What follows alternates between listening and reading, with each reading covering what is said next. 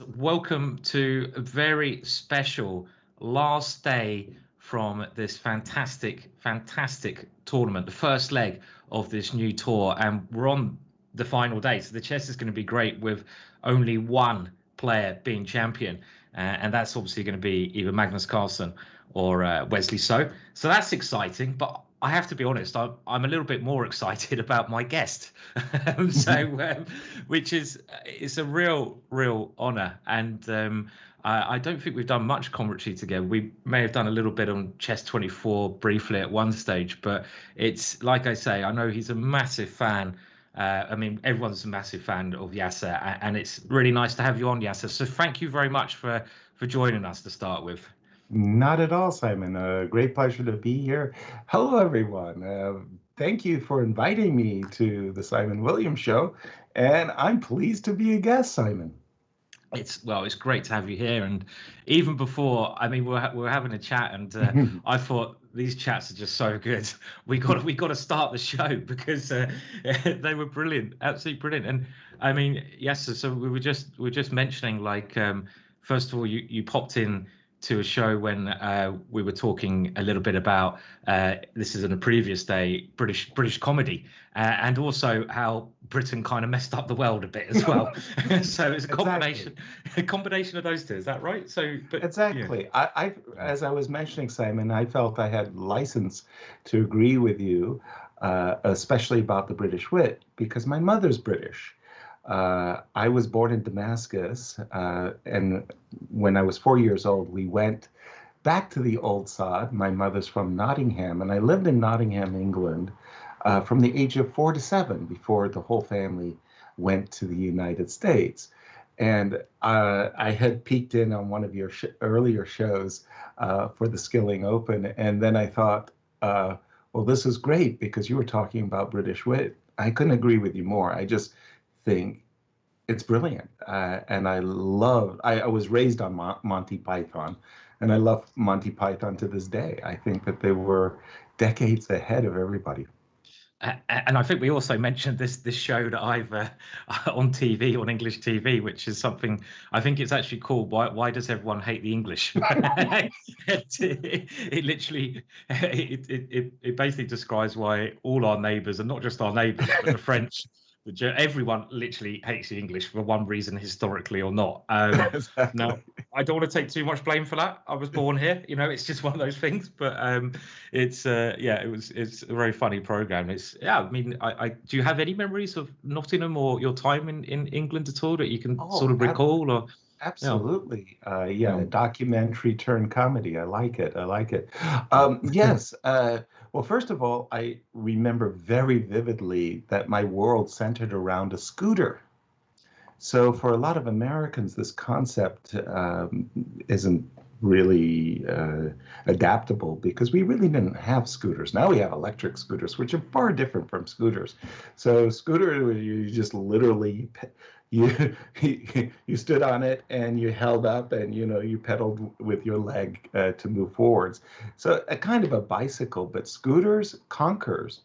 Those were like chestnuts that you dipped in vinegar, or so that they were really strong, and then you had conkers where you knocked each other and you tried to crack the other guy's chestnut. Yeah. And then of course marbles. Marbles was great. Like marbles. I was really good at my kindergarten marbles. My mother was furious with me because I would come back with pocket full of marbles that she fell everywhere on where people walk. So there I was, armed and ready, a good Brit, going to America, ready for a scooter, conkers and marbles, and none of the locals did anything of the sort.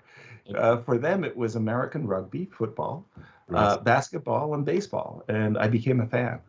Right. Yeah, it's fascinating actually to hear this. I mean, I also loved conquering, and conkers. You can Google it, guys, and it is a weird one. You get a horse chestnut at a certain time of year, Mm-hmm. probably autumn time, and you put it on a string, and Right. you have to destroy someone else's conker, and you take it in turns to basically swing. And there's little tricks like you can dip it in vinegar to make it hard, which I've done. And I did too. It's funny that we did the same trick, to harden your conker for battle. And it's like, just one of these weird sort of, I suppose, English sort of pastimes. And marbles and was also another one, as you mentioned.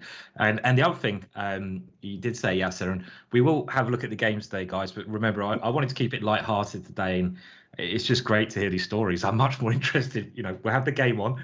But the other thing you mentioned was when you actually got your final Grandmaster, Norm, which sounds, I mean, I have to say personally, for me, it's probably one of the proudest moments of my life, and one of the best, it's the biggest achievement I've ever achieved, certainly myself, and it really is something to celebrate. And was it similar for you, Yasser? Oh, no question about it. Happiness squared to the fifth power. I mean, it was great. And it was a kind of a fulfillment and achievement of everything I had really aspired towards. And how we got on that conversation, as you mentioned, I've got some bookshelves behind me, and I go, no, I'm in my man cave up here on the attic, the third floor, and I've got books in front of me, books to the left, books to the right.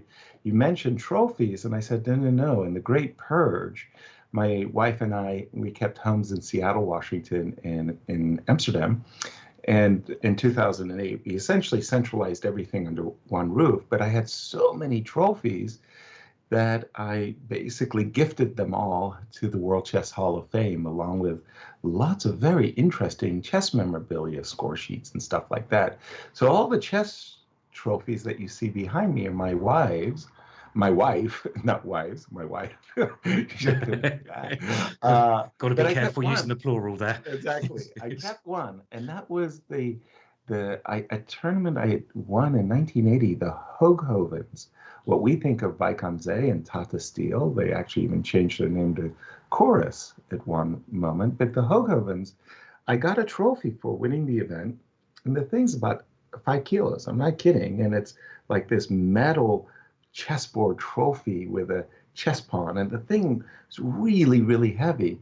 And I had won that. I scored 10.5 out of 13 in an event where I essentially needed 50% for my third norm. And I had just defeated Grandmaster Gudmundur Sigurjonsson of Iceland, which sealed the deal as far as my Grandmaster norm was concerned. And the organizers came on the stage and they said, time out, everybody, stop the clock, important announcement. And as that was going on, these ladies came with serving trays of silver with champagne and flutes of glasses for the champagne. Said, we're here to toast our newest Grandmaster Yasser Seirawan. And there he was, Victor Lvovich, the beast. Victor stood up with a glass of champagne, toasted me during his game. Everybody on stage had a glass of champagne.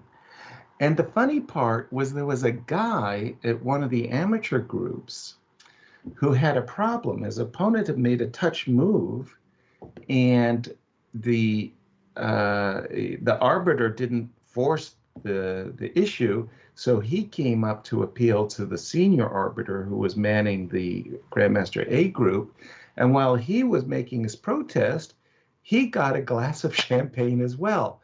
That man was Jan Nagel, who was my future father-in-law. And I told Jan that he's been on my account ever since. Oh, really? So that was some kind of Nostradamus trick that you exactly. sort of, this guy's going to be my father-in-law. I'll butter him up now. We'll get the glass of champagne going. Long before I met his daughter, I met Jan. It was like, what? This is crazy. Well, I guess he obviously had good thoughts of you after that champagne. But I love the idea of Korchnoi during a tournament toasting a glass of champagne. I mean, Korchnoi, one of the biggest ever characters in chess, a real character, and him toast. I mean, he was a bit of a grumpy guy at times, but him with his glass of champagne and just stopping the tour. I mean, it's a fantastic image, So I really, really do like it. And so we do have some moves. So I guess we can have a little catch up. Now with I need to see this the board on my screen. I'm seeing you, Simon, but I think you've got to share your screen with me so at least I can see the board too. Otherwise, it's going to be a little bit of a blindfold excursion for me.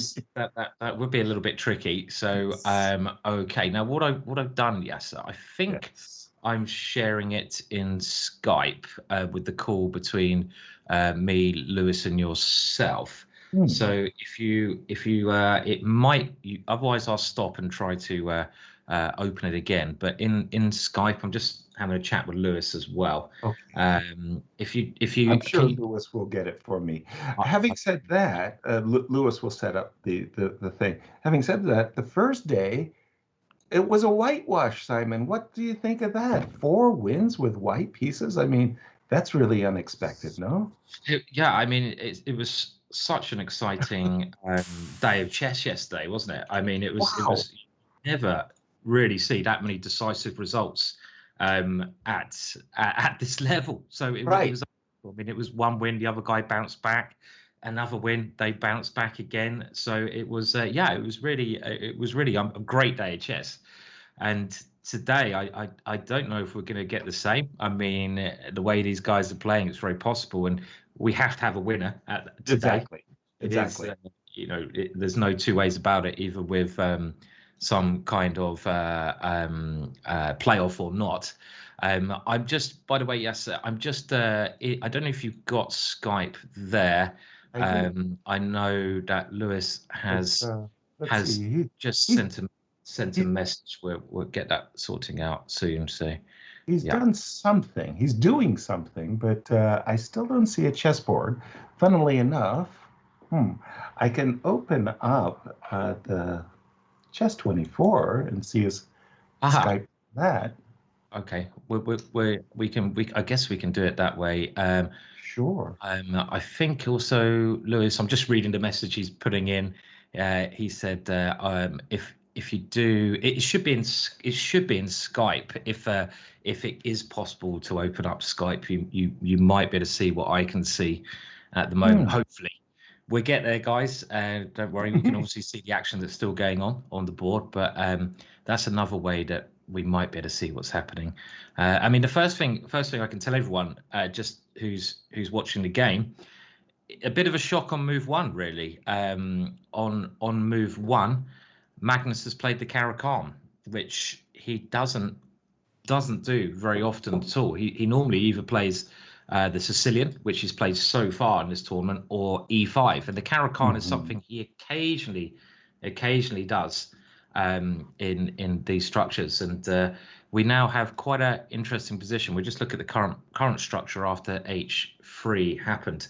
I don't know if you're having any joy there, Yasser. Let me know. Otherwise, I guess we can follow it on the Chess24 app if you can bring that up. And of course, if you want to tell me any moves, then I can play them on the board for you as we see. Yeah. Funnily enough, I've actually I clipped the chessboard from behind you. It was like somehow on your screen. I brought it over, and so I opened it up. Sorry to Magnus. It's like the Alekhine, he kind of throws it out there every now and then that he's getting a little bit antsy about this or that. He played it against Vishy Anand in his first World Championship match as black, and he dabbles. I want to put it like that. He's got the Breyer, he's got the Berlin, he's got obviously his Sveshnikov, which he played exclusively against Wesley. Fabiano, yes. Fabi, thank you for helping me there. I just got kind of stuck. Yep. And okay, with the advance E5 on move 3 by white, that has become the go-to way of for white to get something. Knight C3, Knight D2 has gone nowhere. E4 takes D5 and the Panov-Botvinnik attack. No, they've kind of worked that out really well. Fantasy variation, well, that's F3. That's good for a trick every now and then, but well, there's just too many ways for black to respond. So E5 has become the go-to weapon for white, and whether it's the short defense, Nigel takes offense when I call knight f3 and bishop e2 a defense as opposed to an attack. It's like, it's the short attack, the short defense, I say. Nonetheless, e5 has become what everybody at the very highest level has gone for. And the weird part, Simon, when I was playing professionally, when people played the advance against me, I thought I was better. All right. Like, it's great. 3 moves into the game and I'm better. Because I thought the French defense was a great defense opening. Sure. I only had one problem, the light square bishop. Yeah. If I'm playing the advanced front Caro-Kann with my bishop outside the pawn chain, I mean, let's just show the French, because I've actually also think this, Yasser, because I've played the French defense most of my life, and the French defense, as people would just put it on the board. Let's just put the pawn on e5, for example. If you look at the bishop on c8, it's caged in this tomb behind the pawns, and I've had a lifetime of playing this position. I actually like playing the advanced French as black, but generally I've had so many games where this bishop is just like such a sad guy, and it never gets out, and I've lost because white's bishop is fantastic on this lovely diagonal, and I get checkmated over here. And when I see the advanced Caro, my first thought is, oh my words, I just love to get this position, because as a French defense player, I can go bishop f5 as Magnus played, and I can go c5 later on, and this is just an amazing French. And so I thought this myself, and I was like, wow, this is why don't I play this? And then obviously I've been too lazy and I've never got around to learning it, but I would it does seem that way in a way, doesn't it? And I can understand why that is a good thinking, because you are going to play c5 in a lot of positions, and it's just a better version. I mean, of course it is. Yes, it must be. I just have to tell you this one quick story. If we go back to bishop f5 for just a moment.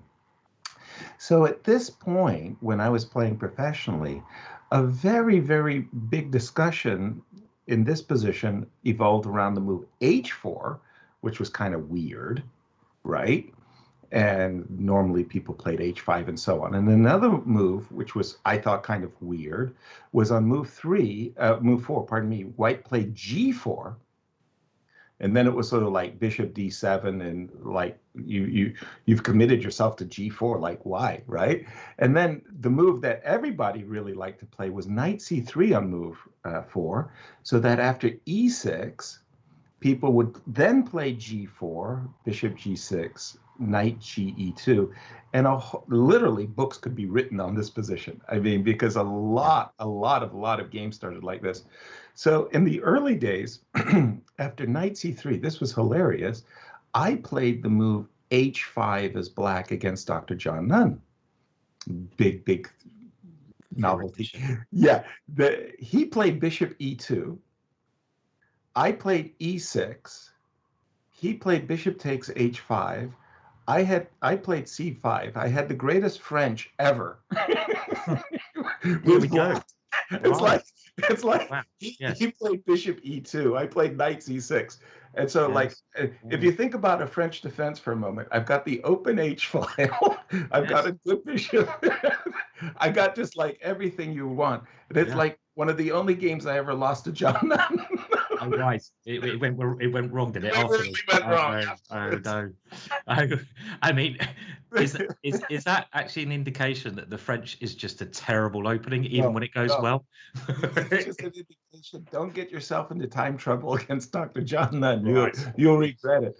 Well, let's see what happened to the game. It was just like it's some hilarious background to this opening. Definitely. I mean, it's great to hear how openings progress historically, and obviously you were at the forefront of playing as a professional, and we kind of forget, I think, the history of openings, and I think understanding the history of how ideas develop helps us understand the openings in general, because I mean, this idea of knight f3 and bishop e2, which is the short variation, is one of the modern ways of playing. I mean, knight d2, I mean, I'm not any expert at all in the Caro-Kann, but it seems a little bit of a sideline. I mean, I guess we get to the current position with e6 being played and now knight b3 aiming against c5. I mean, it's got some logic to it, I would imagine, putting the knight here. And now we have. And Yeah. then also just a deeper thought is that black is definitely playing for c5, no question about it. But what white really wants to do is play d takes c5 and then utilize the d4 square. So the d4 pawn is going to be missing, the c6 pawn is going to be missing, and then the knight will jump to d4 and get a beautiful tempo against the bishop on f5. So it's one of those things where white plays knight d2 to b3 to restrain black's natural advance, like you say, of the French defense, c6, c5. But the deeper idea, the deeper concept is to trade pawns and then use the d4 square. Yes, it's quite a clever idea. I mean, I guess it also fits in with the way Wesley likes playing. I mean, I'm don't want to be disparaging at all because he's a fantastic player, but he's not the kind of guy who's going to go h4 and g4 necessarily so very early. He'd prefer to control the position, to stop Magnus getting the activity with c5, and this kind of approach of stopping your opponent doing something makes a lot of sense. And absolutely, if we go a little bit further, now Magnus plays h6, so I guess the bishop can pop back to h7 if needed, which is a normalish idea. And now a is the deeper concept is, if you just go back before h6, is really black likes to preserve the bishop, and move h6 is rather useful. So the desirable knight e7, let's say, the desirable knight e7 runs afoul to knight h4. Now after bishop e4, f3, knight, we'll say knight c8, just to put it on the board for a moment, g3. The problem is that white is hunting this bishop. So knight h4 ideas always exist, and the move h7, h6 is one of those moves that becomes really, really useful. Imagining that black doesn't play for c5, but imagine black goes like queen c7 and castles long, the move h6 could be followed up by g7, g5. So on the one hand, it's prophylactic, but on the other hand, it's one of those things that if you wanted to go on the offense with g7, g5, well, thanks to h6, you can do it. Definitely. I've actually seen a lot of games by some of the maverick players nowadays, like Jabava, and Jabava, trying out the Caro-Kann, and he's played this g5 move quite early on, even with the king on the 8, and he's really been playing the Caro-Kann in an extremely aggressive way with the black pieces. So it seems to be a very useful move. I mean, I'm being a French defense player. The two moves in the French defense you play is c5, because you don't want to allow these pawns in the center to sit there. They're horrible. And also f6. And, you often have to play this move in the French, otherwise you get too crouched. You need to get rid of this pawn. I'm wondering, I expect f6 is still playable. I mean, h6 makes it a little bit less attractive, but I don't think it's really a problem here. I mean, you've got this bishop outside. Normally in a French defense, let's remember the bishop is there, which is horrible. So it truly is. I'm going to have to learn the Caro. I'm going to have to stop. I'm going to have to stop being lazy and learn this opening. I mean it's a horrible moment for me to interject and say, it's funny you should mention that, because I am in the death throes of completing a chessable course, winning chess openings, where one of the things I really have stressed throughout is learn the ideas, learn the history of the openings. How did the opening evolve? What came first, so to speak, and why was the idea refined and refined and refined? So learn the history of the openings, and then learn the principles, the ideas. A lot of people, to my mind, wrongly try to memorize an opening. That's just the wrong way to go about it. Rather, learn the ideas. What motivated h6 just a moment ago? Yes. Learn the ideas, and then if somebody throws a move at you that you're not familiar with, you're not upset, because you already know what the ideas, what you're trying to achieve are. I totally agree. Yes, I mean, I'll just get to the current position, because we had I think quite a long discussion with Harry Krishna and also Peter's Fiddler on this topic. I mean, okay, they're sort of developing now. Magnus has sort of encouraged this C3 move. I mean, this was a very interesting moment, Yasser. And I also want to mention we will talk about Yasser's exciting new courses on Chessable, which I believe are on sale at the moment. If you want to get more of Yasser and you want to understand the history of some of these things, we'll get some links for you. You know, and they are obviously going to improve your chess massively with the ideas behind why you're playing these opening moves. But I mean, Yasser here, I mean, I was going to get to the current position, but bishop b4 check, c3, bishop f8. I mean, Magnus really wanted white to play c3. Now, in my view, totally ridiculous. Well, I was going to like that's crazy. I didn't want to say that, but I was like, if totally ridiculous. If a 1600 player I was teaching in the past played this check, I mean, let's say I was, you know, let's say I don't teach anymore, but if I was teaching someone as black who was 1600 and they went check and then moved the bishop back, I'd say, look, you really can't play moves like that. You'll never be a good player. You know, I wouldn't say as harshly as that, but I'd say, well, the check here is just a bad move. You're losing a tempo, and then you get people like Magnus coming along playing it, and it just ruins coaches' lives, doesn't it? Exactly. You know, because I don't. Yeah, I just heard there was a disturbance in the force, and I heard 400,000 coaches around the world crying. No, definitely. No. It was. I mean, it was like okay. I mean, I'll move on because you know we should get current. But it's like I remember when I was teaching in schools, and it was when Hikaru was playing Queen H5 and move 2. So this is the current position, by the way. I mean, we'll discuss that in a second. But Hikaru went through a phase where he was whacking out this move, and we got the phase recently where people are going F3 and King F2, and it's like, and when Hikaru was playing this Queen H5 stuff, when he was playing, you know, the Queen out here and doing things, you know, basically silly things like this. And you know, the week or two before that, I told the kids I was teaching 2 things. I said, obviously, don't bring your queen out too early, you know, and because a lot of them are still doing that. And I also said, try to look at the games of top players, because if you go online, maybe look in these top tournaments, there's a link here, see what they're doing. They never bring their queens out early. And of course, on cue. Of course, a couple of them went online and they looked. The first tournament they saw, Hikaru's bringing his queen out and move 2. So I come back to the lesson, and they're like, "You're totally wrong. Hikaru did it. He's much stronger than you." And I'm like, "Oh no!" I'm just like, "What can you say to that? You can't say anything." So it's like, yes, thank you, Hikaru. I can say this. If you could go back to move Queen H5 for just a moment.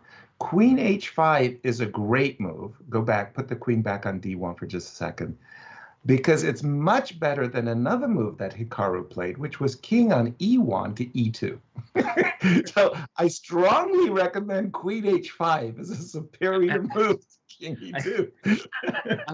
I can't believe he played this move. I mean, like, it's. We could have a long discussion on whether this is okay to do this or not. I mean, I suppose you've got to have a bit of sense of humor, but I mean, for Europe, it's a bit, I don't know, I'm not even going to go there, but there was another discussion here. I saw Jan Gustanson saying, I sometimes play the King's Gambit, Yasser, which is probably not very good, but there was a discussion on where is this ranked in how many worse moves are there than F4, according to the computer.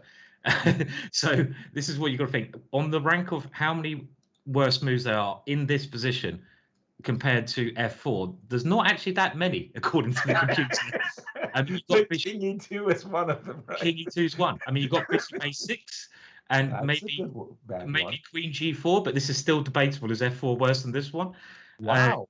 Queen H5 is certainly a better move than F4, according to the computer, but then King E2 is one of them. Right, yeah, so I'm amazed. I actually thought F4 was a very legit move, and a very dangerous move, actually. If you're not prepared for a King's Gambitier, woe betide. I mean, bad things can happen, but the computer really thinks F4 is one of the worst moves you can make. It does. It really does, and I would encourage people to look at that. I mean, it's not true. I mean, this is again why computers and modern learning, I guess, is very different to the way, you know, myself and Yasser included, we used to kind of learn, and it's like you've got to learn this different way. And I think, again, this is what your course tries to do. Your course is on chessable, Yasser, right? I mean, you're teaching not just the computer moves where you don't really learn the reasoning. It's like, why? I mean, why are the players doing this? And that's such a better way to learn. By the way, a little, yeah. What is this move? So going back to the position, tactic. yeah. So I did not see it at the time. No. It certainly appears that the bishop on d3 is well defended by the knight on e1 and the queen, but the whole trick is queen takes d4. Obviously, queen takes b3 is on Magnus's agenda. He snipped the pawn, and he's kind of happy, I suppose. Bishop takes g6 might be compensation, but okay. But the real point is, yeah, the real point is that he wants to meet knight takes d4 with knight takes e5. Shall we see? Let's go down this rabbit hole for just a moment. This is very sharp. I mean, you gotta, you know, I very much doubt this is any preparation now. It's a tactic that is very easy to miss.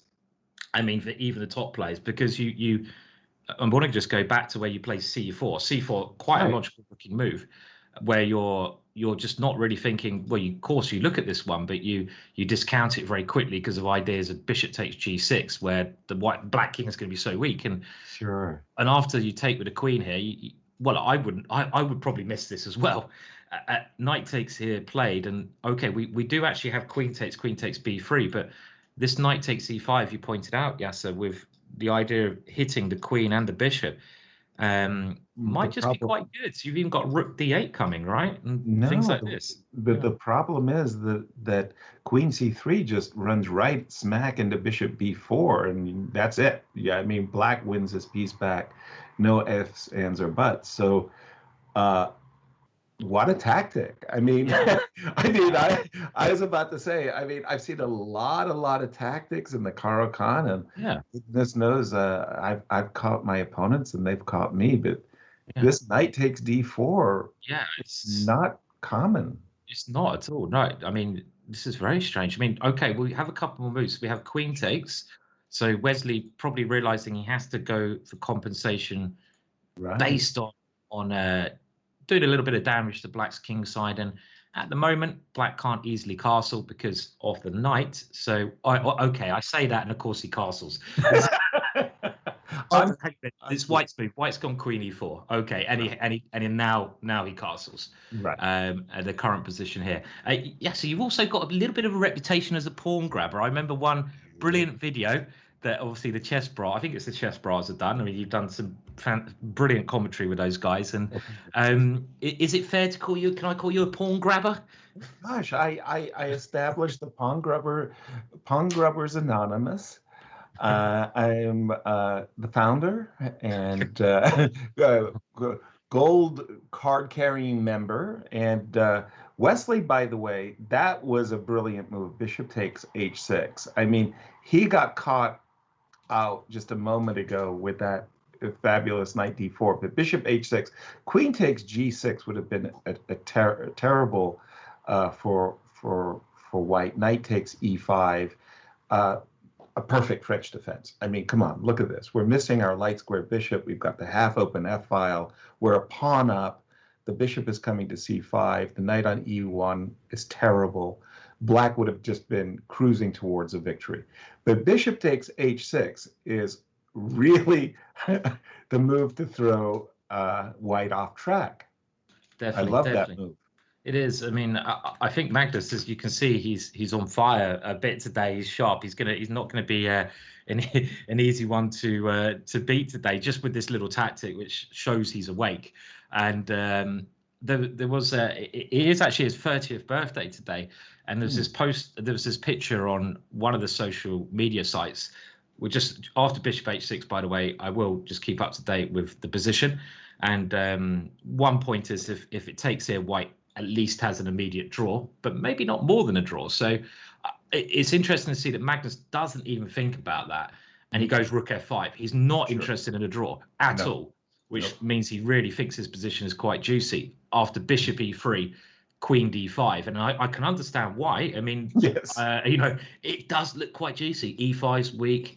Black's pieces have no problems. The knight on E1's a bit funny, but going back to this social media post, there's a picture of him at having this luxurious breakfast with loads of yes different things, and I was trying to see if there was a glass of champagne in there or two. I was thinking, oh, he's got to be a bit careful before he goes totally celebrating. But I think he's over in the Maldives celebrating his birthday. So lucky Magnus. So yeah, very nice. I'm here in Holland where at 5 o'clock in the afternoon it got dark. I mean, I know the feeling. I've got my sweater on, my winter my winter apparel, if you will. Yes. And I saw the photo. I thought very nice. Mimosas in the morning. How can you go wrong? I just wanted to say G5 and perfect move. I mean, nothing wrong whatsoever with that move. Just as a good Caro-Kann and French defense player, if you take that move back for just a moment, one of the ideal squares that you want for your knight when you have such a structure is the knight loves the E6 square. And to get to the E6 square, bishop C5 really got my first, that was like the first thing I looked at, and I was thinking, bishop takes C5, knight takes C5, almost a dream position because G5 more or less unstoppable, knight E6, rook F8. I mean, Black's game plays itself, but Magnus played the move G5 immediately, and I was thinking, okay, if I'm white, I really like to play against this move because I just feel like I'm given a reprieve, if you will, and the reprieve I want to ask about is G4 and E6 is what I want. It's some combination of G4 and E6. Shall we start with G4 for just a sec? Yeah, it's very interesting you said this because this is occurred. It's occurred in the game. I mean, we can see that you've obviously telegraphed this completely correct, and we will find out shortly if G5 was premature or not, because getting that knight, as you mentioned, Yasser, in front of your opponent's passed pawn is just a key positional idea, and in this position it would be lovely attacking F4, but it's got quite tactical, Yasser, because after this move G5, White has gone E6 first, and maybe the other move was, you could say, more accurate. I wasn't sure which was the right move, but I just thought that this gives White just an opportunity to muddy the waters. Now, what happened next, Simon? Well, it went G4, and we can see here that if the rook moves at all, then F5 looks actually very, very nice for, maybe this is a bad square for the rook, but just to demonstrate the pawn structure, it looks very, I mean, if you go back a couple of moves, look how White's improved the position. No question. I mean, you've got this ginormous pawn here. So, but Magnus, obviously realizing this, doesn't move the rook because he'll just be worse. And he takes on F4, which is getting all of a sudden quite tactical. And you have to now probably grab the rook. So it's a little sacrifice. And we'll just get to the current position because now Magnus takes on E3. And okay, couple more moves. Rook F4, bishop F6, great diagonal, and knight C2. So this is where we're currently at. And White the exchange up, but the E and D pawns are pretty scary right here. Yes. It's I mean, can you play D? Can you play D4 even here, Yasser? Maybe you can in this position potentially. I was going to ask about the much more, to my mind, straightforward knight C5 to D3, because I agree with you. Those pawns look terrifying, totally terrifying. Whereas the black pieces, especially King F8 to E7, the white pawns are going nowhere. The pawns F5, E6 nicely blockaded. But I'm really frightened if I'm white. How am I dealing with these, passers, if you will, D4, C5? So knight D3, where does the rook go? I mean, knight D3, I mean, very sound option. He's actually gone E2 first. He's Okay. thinking, okay, well, I'm going to go. I mean, I might as well just queen that pawn immediately. You know, I'm not even going to mess around with any tempo. And he's just gone here straight away. And again, this knight D3 is hovering, right? It's just lurking in the position. And it's Speaking as a coach, right? You know, like you say, I mean, the chess engines today, the players today, they learned all the principles that we abide by, but they've also learned to go against these principles. So one principle you always advise your student is don't push your pawns prematurely.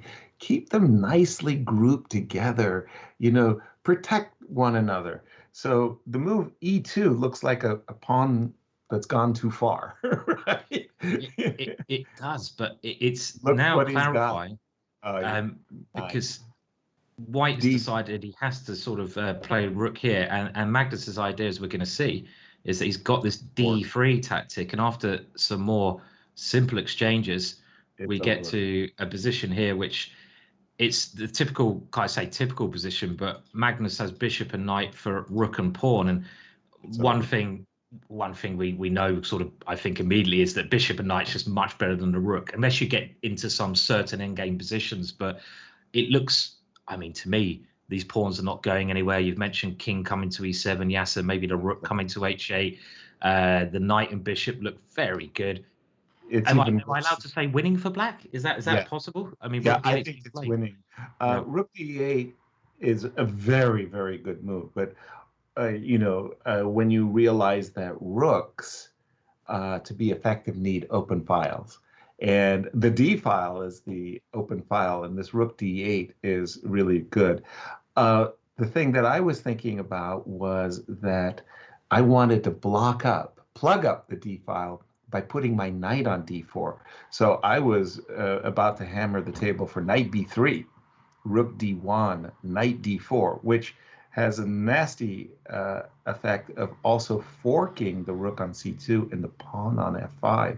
If I grab the pawn on f5, e6 will also fall. So I was thinking if white was to play rook f2, I'd play c5, and there's no effective files for the rook. King f8, e7, I thought it was winning. Magnus, definitely rook d8 is an excellent move. Don't get me wrong, love that move. I just thought, man, put a knight on d4 and go to sleep. I really like the idea, actually. I mean, this is you've always got to think what pieces you're playing against, and when your opponent has the rooks, they need open files. If they can't get in on open files, they're not going to function. I remember we'll just update the game quickly. I mean, it looks like it's Magnus's game. I have to say he's played a brilliant tactic, and he's even just grabbing pawns without any fear here. I remember Bronstein doing a lecture at Hastings where I was an English junior, and he was talking about he loved giving up the exchange earlier on. So he loved giving up his rooks earlier on for a knight or bishop. And his point was, you know, until the ending, the rooks are just bad. If they can't get open lines, they're bad. The knights and the bishops are better than rooks early on because they can jump around. They don't need open lines. And it's interesting that, okay, if they can get on open lines, of course, rooks are tremendous, but they're not very good at the start of the game. You know, they're not. They don't do much. I loved expressing that the rooks are clumsy. And I remember when I was starting chess, I had my cannon opening. Did you have a cannon opening? H2, H4, rook H3. Oh, I think everyone played this, didn't they? I mean, exactly. I mean, we have to go back here. This is just very quickly. I mean, Magnus is cruising, but I think most beginners, it seems that the first thing they try is to get the rook in the game. Exactly. So they will try swinging this one out and playing this, which I like it. Is it actually officially called the cannon, or is it? It's what I called it. I had this, when I started chess, I had this vision, some Napoleonic vision of myself as like the general of my cavalry, and my archers were the bishops, and my queen was the bully, and my rooks were the cannon. So I thought, okay, right, soften up the enemy's ranks with a little cannon fire. H4, rook H3. Normally, by the way, you played E5. Normally, my opponents played D5. Right, firm it's in the good, better. knowledge that they were going to, yeah, firm in the knowledge that this was coming, and bishop takes h3. My cannons very rarely survive beyond 15 moves. I gotta tell you. I mean, yes, that cannon idea. I would have loved to have seen a young Yasser playing that. It would have been interesting to. I was at the World Chess Hall of Fame, and we had a special evening, candles at the chessboard. So everybody came into this dark room, and we played. The chess sets were candles, and so I was sitting next to Magnus and Magnus's opponent. They shook hands, and Magnus opened the game with a candle from h2 to h4. Right. Against his beginner opponent, and followed it up with rook h3. And I kind of looked over and said, haven't learned much in 20 years, huh, Magnus? He liked it. He was like, yeah, maybe I'm winning this game. Again, it's these top players playing bad openings. Exactly. It's not good. They're going to give everyone bad ideas. But is the other idea, if it was a candle, was Magnus trying to play moves on the side of the board so it catches opponents like, maybe shirt on fire rather than the middle of the board, possibly? Yeah. It was like a pools of wax building up in the center and stuff like that. By the way, I think a lot of people who are watching our show, and by the way, thank you very much for joining Simon and I, don't understand how difficult it is to do commentary, because it's a curse. I am not kidding, folks. The moment we say, oh, he should never play b7, b5 in these positions, b7, b5 just weakens the queen side. On cue, we can expect b7, b5 to be played. It's just terrible. This has happened so many times in the last 8 days. I mean, I think with everyone who's come on, it kind of seems to be the commentator's curse. As soon as one of us says that move, oh no, we give a long explanation, and when the explanation is over, the player plays it, and it's like, and then you have to backtrack. Exactly. I mean, egg on your face. I mean, yeah, and it's only when we've been very definitive, like we really have, touched all the major points why this move really does not deserve to be played, and on cue. By the way, I mean, again, it does feel to me like Magnus is completely cleaning up here. I suspect b3 would be winning, but I don't know. Trading rooks, I kind of feel like if I could get away with rook b5 so that I could just take the pawn on f5, I'd be happy. I guess he's calculated. I mean, he's gone this variation. The pawn is getting here, and there's even the C pawn or the knight can somehow join in, can't it? I mean, this is completely over for Wesley. Wesley's no doubt about it, can lose this one. This is a powerful game though here, right? Really powerful game. Especially after the move bishop b4 check and bishop f8, where I just poo-pooed this whole idea. Like, this is ridiculous. Don't do this at home. Do not try to imitate Magnus Carlsen. I know. I'm gonna have to make a note of that one. Perfectly for him. It's like, what? I know. We'll show that when the game is over, which is it is over now, and this knight check starting to use potentially some tactics. If you could move the king here, then there's simply knight check and you queen. The knight's defending that one, but there's nothing Wesley can do here. King f3. Well, 5 threatening knight b4. Yeah, and there's nothing. I mean, even 2 threats, isn't there? Knight b4 blocking the rook, and simply just pushing the pawn. The black pieces control e7, so it can just be taken. It's completely over. So that was a really powerful win. And look, I want to go back to that moment where where Magnus played this move on move 8, and I still don't understand it. I'm going to be honest.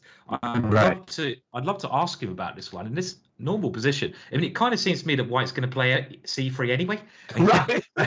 And so I had this kind of a position in. I retired in 2003, but like many boxers, you somehow you get in the ring every now and then for an exhibition match or something. I played in a Barcelona casino masters tournament, and I had like in the final round, and I played in such a position: knight on g8 to e7, followed by, let's say my opponent castled, I would play knight on e7 to c8, and I put my knight on b6 so that it could come to c4 and so on. And like you say, white eventually played c2, c3 on his own volition. I mean, I didn't have to Yeah. get him to play it, and I saved two tempi. It was like, Yeah, what? I agree. I mean, this to me, bishop b4 check. I mean, obviously he's got his reasoning. I mean, don't get me wrong, but he goes Of course. check. He goes c3, and now he moves the bishop back. I mean, is it? We saw after a couple of moves, Magnus playing queen b6. Was it just soften up b3 in some variations that now it actually worked perfectly? That his tactic was evolved around the b3 square. I mean, knight e1, knight f5, and we'll just go a couple of further moves. I mean, c4 was played anyway, but that for me was a really strange move, c4. If you take this move c4 back, it really seems to me that whenever you're playing e4, e5 as white, what you're trying to do is you're trying to lever that pawn towards a kingside attack. So in this type of position, the moves g4 and f4 are the ones that are begging to be played. Now, I'm not saying you have to play g4 right away, followed by f4, or whether you should play f4 followed by g4. I'm just saying that with the pawn on e5, the knight on f6 is missing. Great, yay. So let's attack on the side that we're the strongest. So here, for example, to my way of thinking, the move g2, g3, followed by knight g2, and then playing g4 makes perfect sense. g4 and f4 make perfect sense, but c4 doesn't have a logic behind it because you're weakening d4 for no reason. Like the pawn on c3 is kind of like strong, right? I totally agree. I mean, you've got this. I mean, look at this pawn structure. I mean, it's quite strong.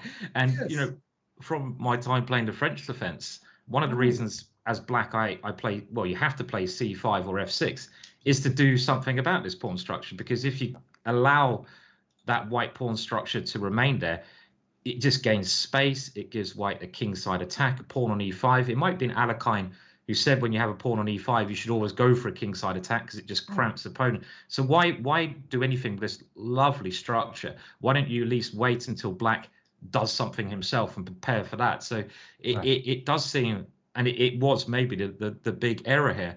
I would like to remind everyone in the chat, thank you all for joining us. It's great to have Yasser here, and I obviously like Yasser to stay as long as he wants, but it's totally up to Yasser. But I would like to mention Yasser's really one of the greatest chess works that people have reviewed and done things on is now on video, and it is Winning Chess Strategies. It's on Chessable, and I'm going to see, there you go, I'm going to give a link to it, and if you want more of these great bits of learning, I mean, this is the kind of thing which I think people will learn from that you've just mentioned, this c4 move, than anything a computer would tell you, anything even a book would tell you.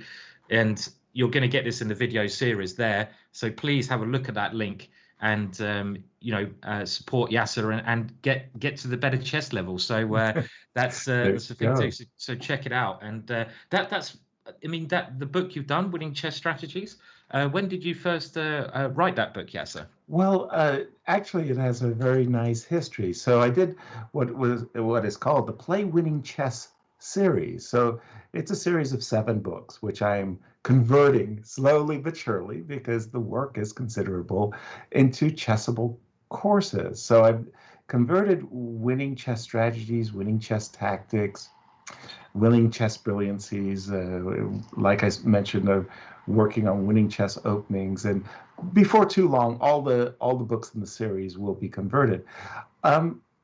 It was really strange. When I was a kid, I went to what is called middle school. I don't know quite what the equivalent is in the UK, but essentially from the ages of 12 to 14, I go to the middle school before I go to a high school. And I'm there in class, right, Simon? So it's all really cool. And a kid comes into the class and says, Yasser Seirawan has got to report to the principal. I'm like, oh, man, this is terrible. What have I been busted for? I got to go to the principal. I mean, I had like this kind of 24-hour thing going on. If I wasn't busted in the first 24 hours, I could skate, right?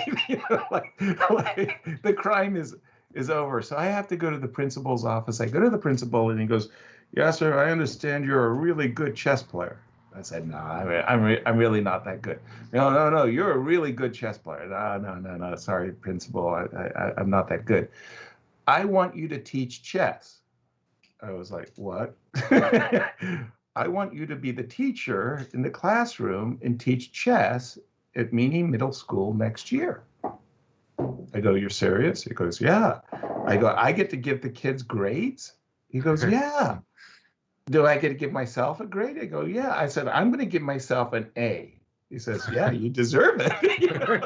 You're the teacher." Wow. And I'm going to give my classmates, I'm going to give everybody an A. He says, if they deserve it, that's what you'll do. And we'll have a teacher who'll take attendance and help you if you need anything. I go, "Okay."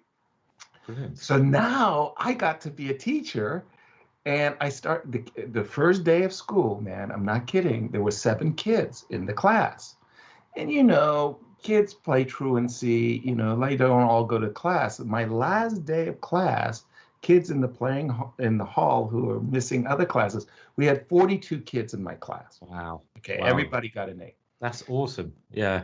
And I was dying for a curriculum. I wanted books, a series of books that I could feed the kids that were self-explanatory, whether it be openings or strategies or tactics. And I mean, okay, what can I say? They just weren't available. Today, the number of tools that have gone exponential, right?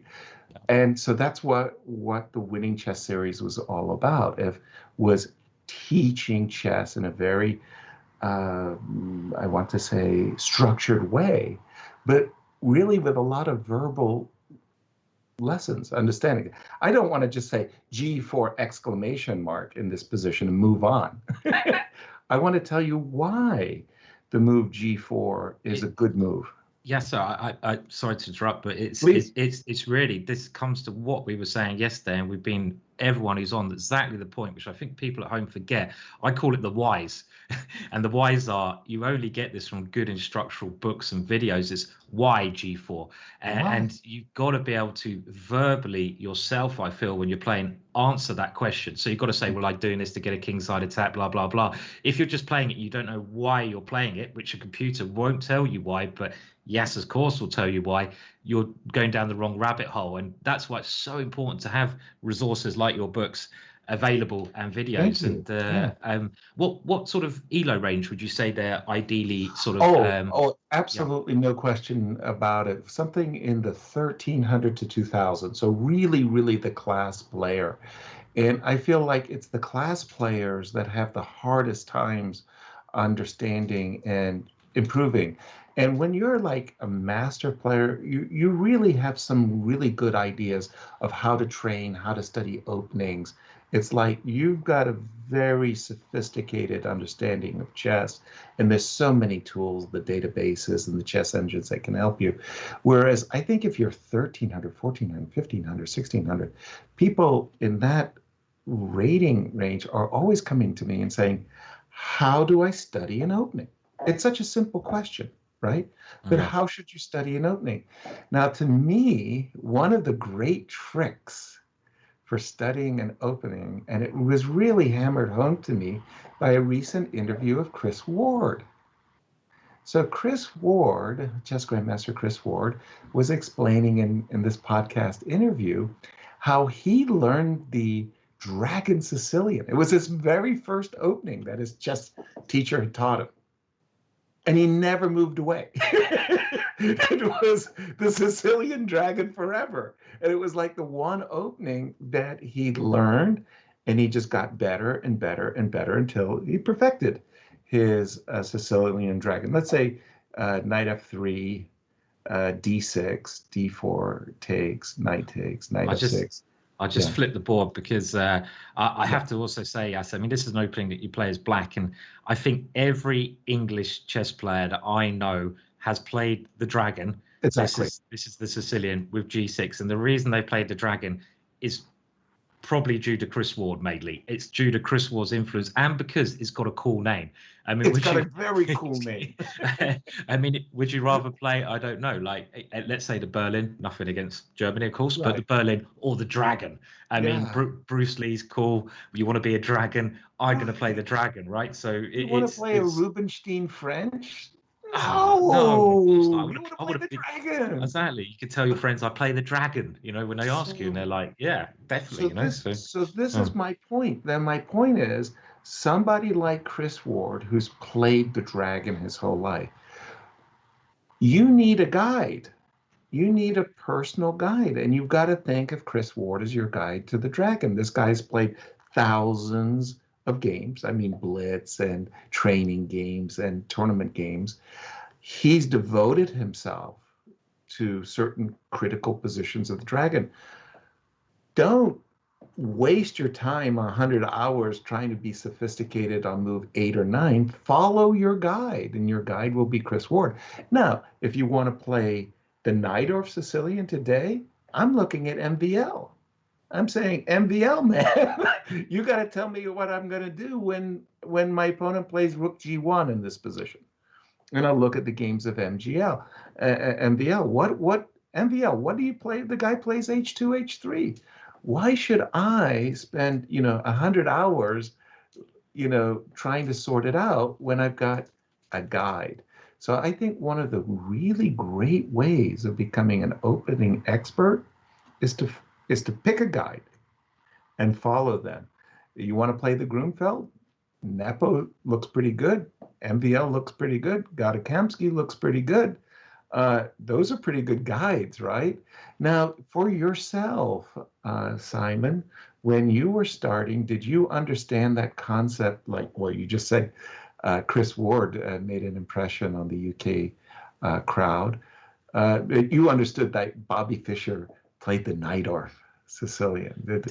Definitely. I mean, I think this is again, it's so important that a lot of people learn now, they can't break out of a certain level because they're not sure how to learn, and it's like they might just look at computer suggestions and some of the I say old school ways of learning, but some of the best ways of learning, which I learned, and I think Yasser is saying, is you pick an opening that suits your style and you try to find a player you can model your games on. It's actually quite simple, and you just look at their games in that opening, and you see why they're playing that. And again, ask yourselves the whys. Why are they doing that? And if you can answer those questions, then you'll get to grips with the opening. And I did have that. I mean, my dad taught me, and I've always played the Dutch, which is a bit of a controversial opening. The classical Dutch is a bit sort of antique, but it's done me extremely well. I've got the best results with the classical Dutch, and I had a look at some games of Alekhine, and with the French, it was Botvinnik.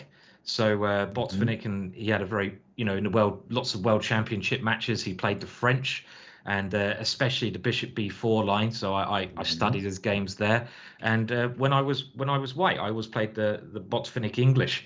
And again, I looked at a lot of Botvinniks. So Botvinnik was actually quite a big influencer on my openings, to be honest. And fantastic. It really gave me, and I didn't change really until I was strong IM from those openings, and I just I learned them very well by playing them, looking at them, and things like that. So it is key, and people forget that.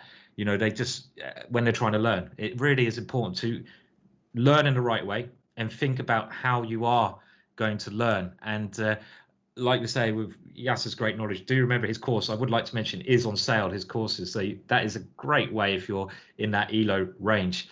Now, Yasser, the second game has started. I know you've got to go. I'll just be around for a little bit because first of all, I'm finding the conversation so fantastically interesting. Again, Simon, thank you for inviting me. One of the things I regret is, like today, right now, the Berlin is all the rage, the Berlin defense. And I really did not learn the Berlin.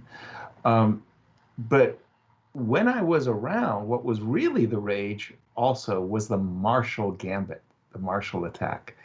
And I just regret that Mickey Adams didn't come like 20 years before me, right? Because I would have learned the Marshall Gambit and I would have followed that guy.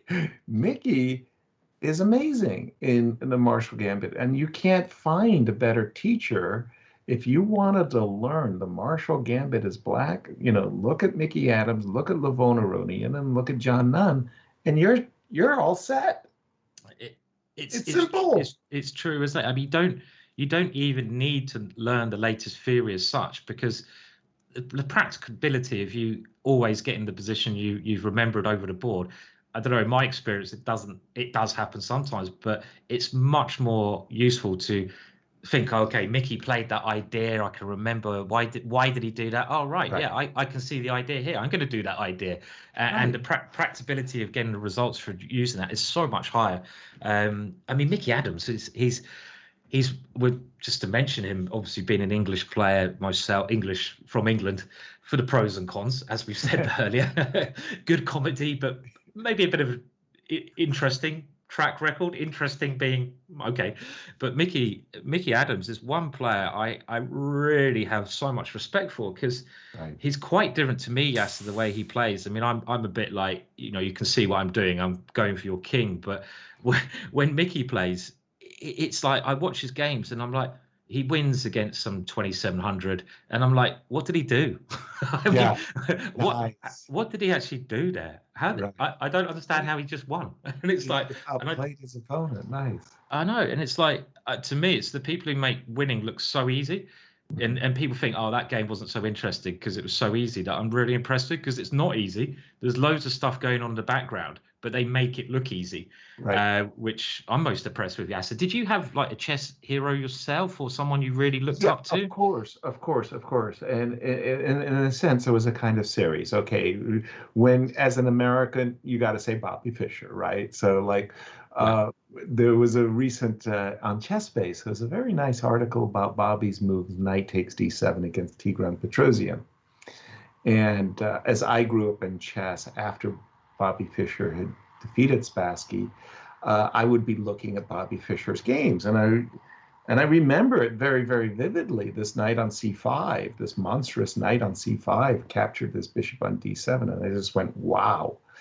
And I spoke to Robert Byrne, Grandmaster Robert Byrne, the columnist for the New York Times. He's in Buenos Aires, and he's typing up his report for the New York Times, and Najdorf, who's holding court in the journalist room, just explodes out of his seat.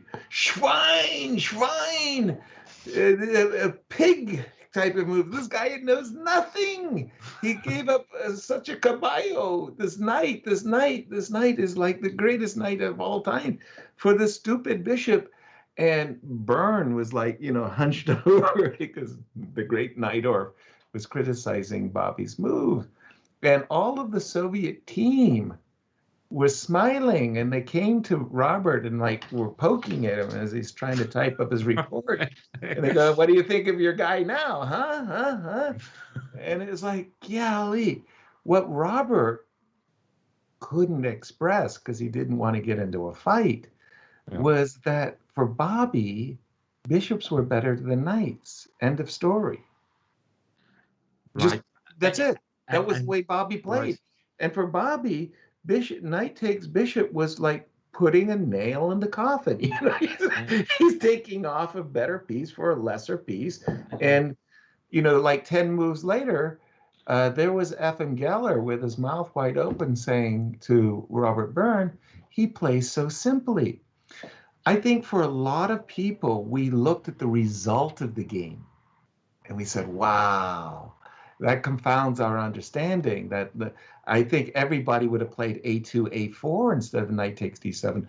Well, in the chess base, now with our chess engines 3200 and better, they're going a4. Knight takes d7 wasn't the greatest move of all time. We were just impressed by the result. Yeah. I mean, I do remember this. I wonder if we can get a link somehow in the chat to the game. I mean, obviously we don't want people popping away too much, but it's a wonderful moment. I want to say that Bobby Fischer was a real hero. Bent Larson.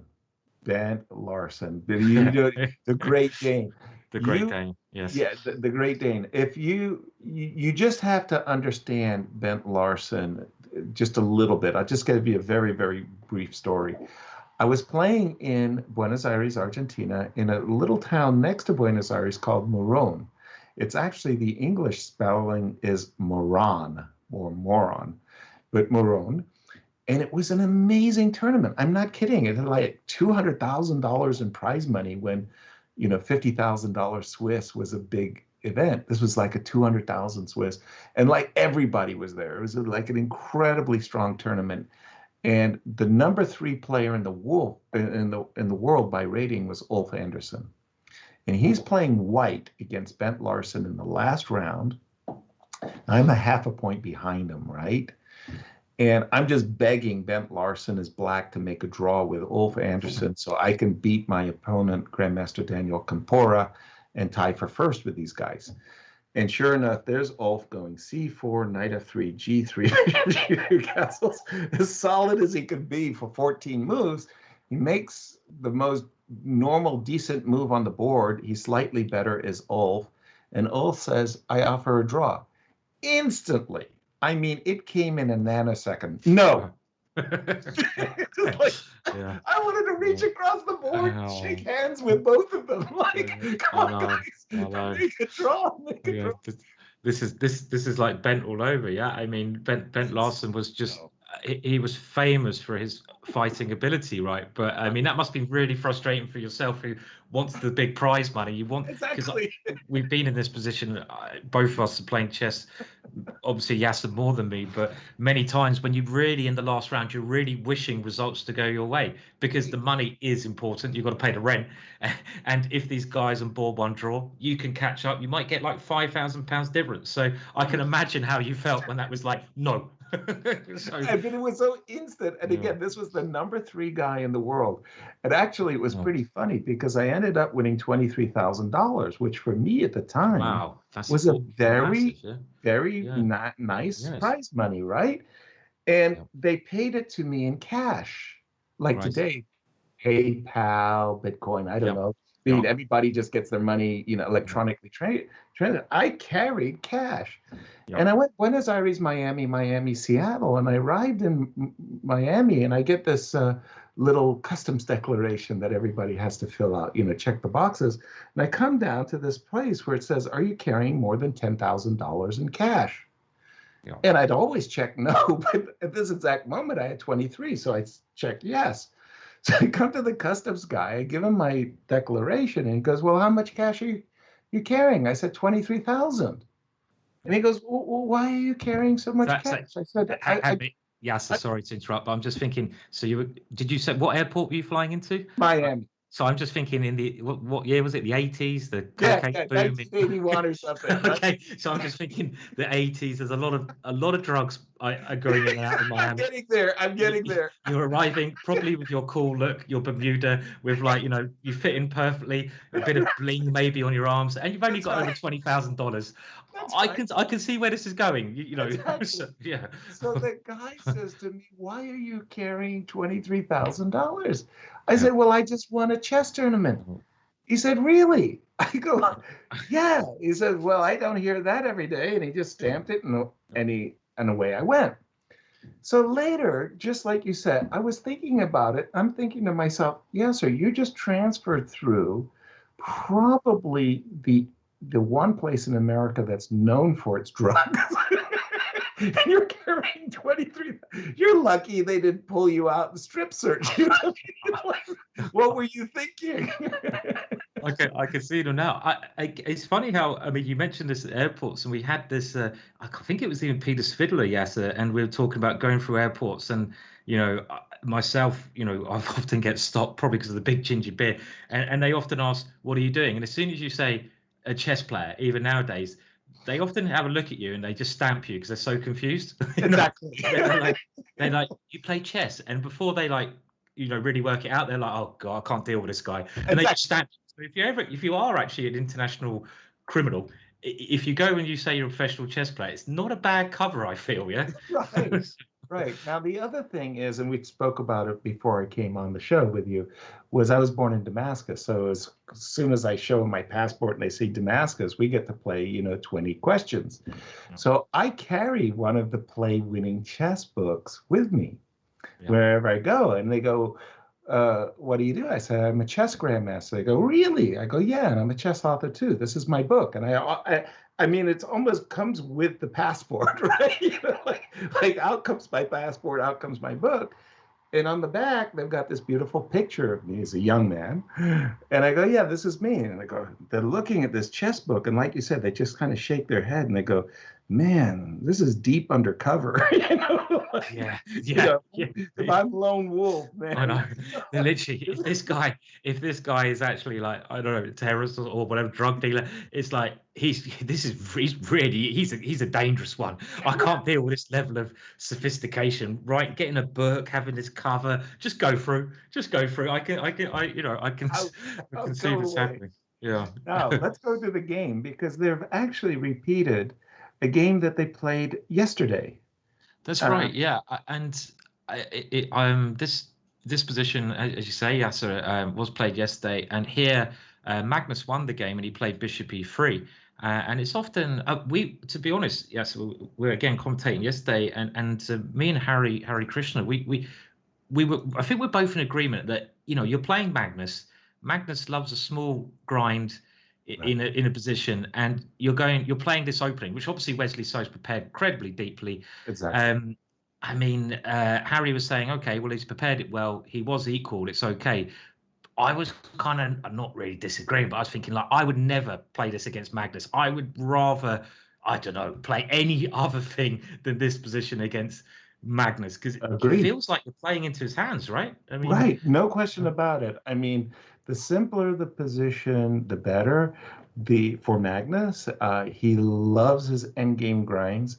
He's got the two bishops for this doubled pawn on e4, which, let's face it, that pawn, has got death certificate written all over. That pawn is not surviving. I mean, rook e1, bishop g5, you're winning the pawn back.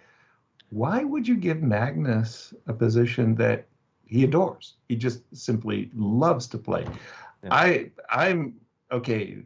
Now, having said that, where do you go? Well, Grunfeld defenses, geez, he's really been tearing up the Grunfeld. King's Indian, probably not a good idea. Queen's Gambit declines, okay, you can get ground down there. I mean, you got to do something, and you mentioned the Dutch. Maybe not such a bad idea against Magnus, But this position, no, it's not. It's not one that I would readily embrace against Magnus. I totally agree. And the first new move is Rook D1 on what happened actually yesterday. And we'll just get up to date with the position with A6. And I suppose the other thing, Yasser, here is that if Magnus wins this game, he's 2-0 up with 2 to go. He just needs a draw. Right. So it's because that loss with White from Wesley in the first game, he's in a very curious situation because, okay, if he keeps drawing, he can win a game at some point. But if he loses, it's a bit of extra pressure. And okay, he's gone King D8 now. He's trying to bring his king around. He's still hanging on to this pawn, but White always has compensation, as you said, with the two bishops, and Black's pawns are very weak. And he's got to be very careful here, I feel. In this. And by the way, he had to play this very awkward move. I mean to emphasize this point because I really think that a lot of players, even top masters, don't understand it. Grandmasters hate with a passion to walk into a pin. You just don't want to do it. The move King E7 to D8 does not come easy.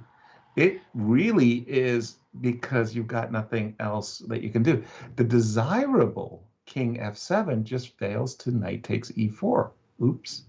And unfortunately, you can't trade Rook C1, Bishop C1, Knight E4, Rook D7. White goes on to win emphatically. Clear. So when you see a grandmaster, especially of Wesley's caliber, playing the move King E7 to D8, I got to tell you, something's gone wrong. It's really that simple. Yeah, it's not a move you want to play at all, is it? At So, all. I mean, No. I mean, I'm very impressed with Wesley's defensive play though at times, and you know, it's going to be interesting to see here. I mean, I suppose if he does get a couple of moves in, Bishop C5, it might not be terrible. But again, yeah, it's just uncomfortable playing these kind of moves in general, I think, you know, So King for D8. me, Yeah. this is terrible Yeah. for Wesley. Let's play a stupid move. G2, G4. Why do I say this is a stupid move? Because it's like the most hyper-aggressive move in the position. And the position doesn't require that white go ballistic or anything like that. But as you're pointing out, you play G4 and you want to play G5 and knight takes E4. Well, the rest of the game plays itself. The bishop, once that E4 pawn is eliminated, the bishop on E2 will find a great diagonal on F3. So G4 comes with ideas. So let's just put H6 and H4 on the board for a moment. And that basically says, I'm not afraid to open up the H file. I'm not afraid that I'm going to get mated when I go G5. So Black has to do something because G5 and knight takes E4 will be a big advantage. What do you reckon he might do, Wesley, that is to say? Well, that's a good question. I mean, it's on not the back easy. foot. It's not easy. I mean, Magnus did take a different route, but I like your direct manner of playing it. I mean, you're just simply, the thing is, if Magnus wins this pawn, Yasser, without giving up a bishop or giving up some concession, let's just take that pawn off the board. I mean, even in this position, I mean, you take this pawn off the board, and you just expect Magnus to win this 99% of the time, I think. I mean, because he's got two bishops, better pawn structure, development. It's grim. So this G4 makes a lot of sense. Just simply trying to gain space, and also you mentioned the two bishops. One way to play when you have the two bishops against the knight is to take away the squares for your opponent's knights. Exactly. Playing this way, you're destabilizing his knights, which so I think it is a very sensible idea. I mean, he did go bishop d4, and we just put another move on the board, bishop d6. Okay. So I suppose he was thinking of. Is he thinking of taking on f6 and taking on e4? That it looks a little bit. Yeah. I think he was. It looks a little bit like you said. Yeah. If I have to give up a bishop to win back the pawn on e4, then I kind of think that Black has equalizing chances. Also, by the way, I wanted to get in one other comment that because you asked me about my heroes, and sometimes the word hero is misused. I also really like to say that people I admire.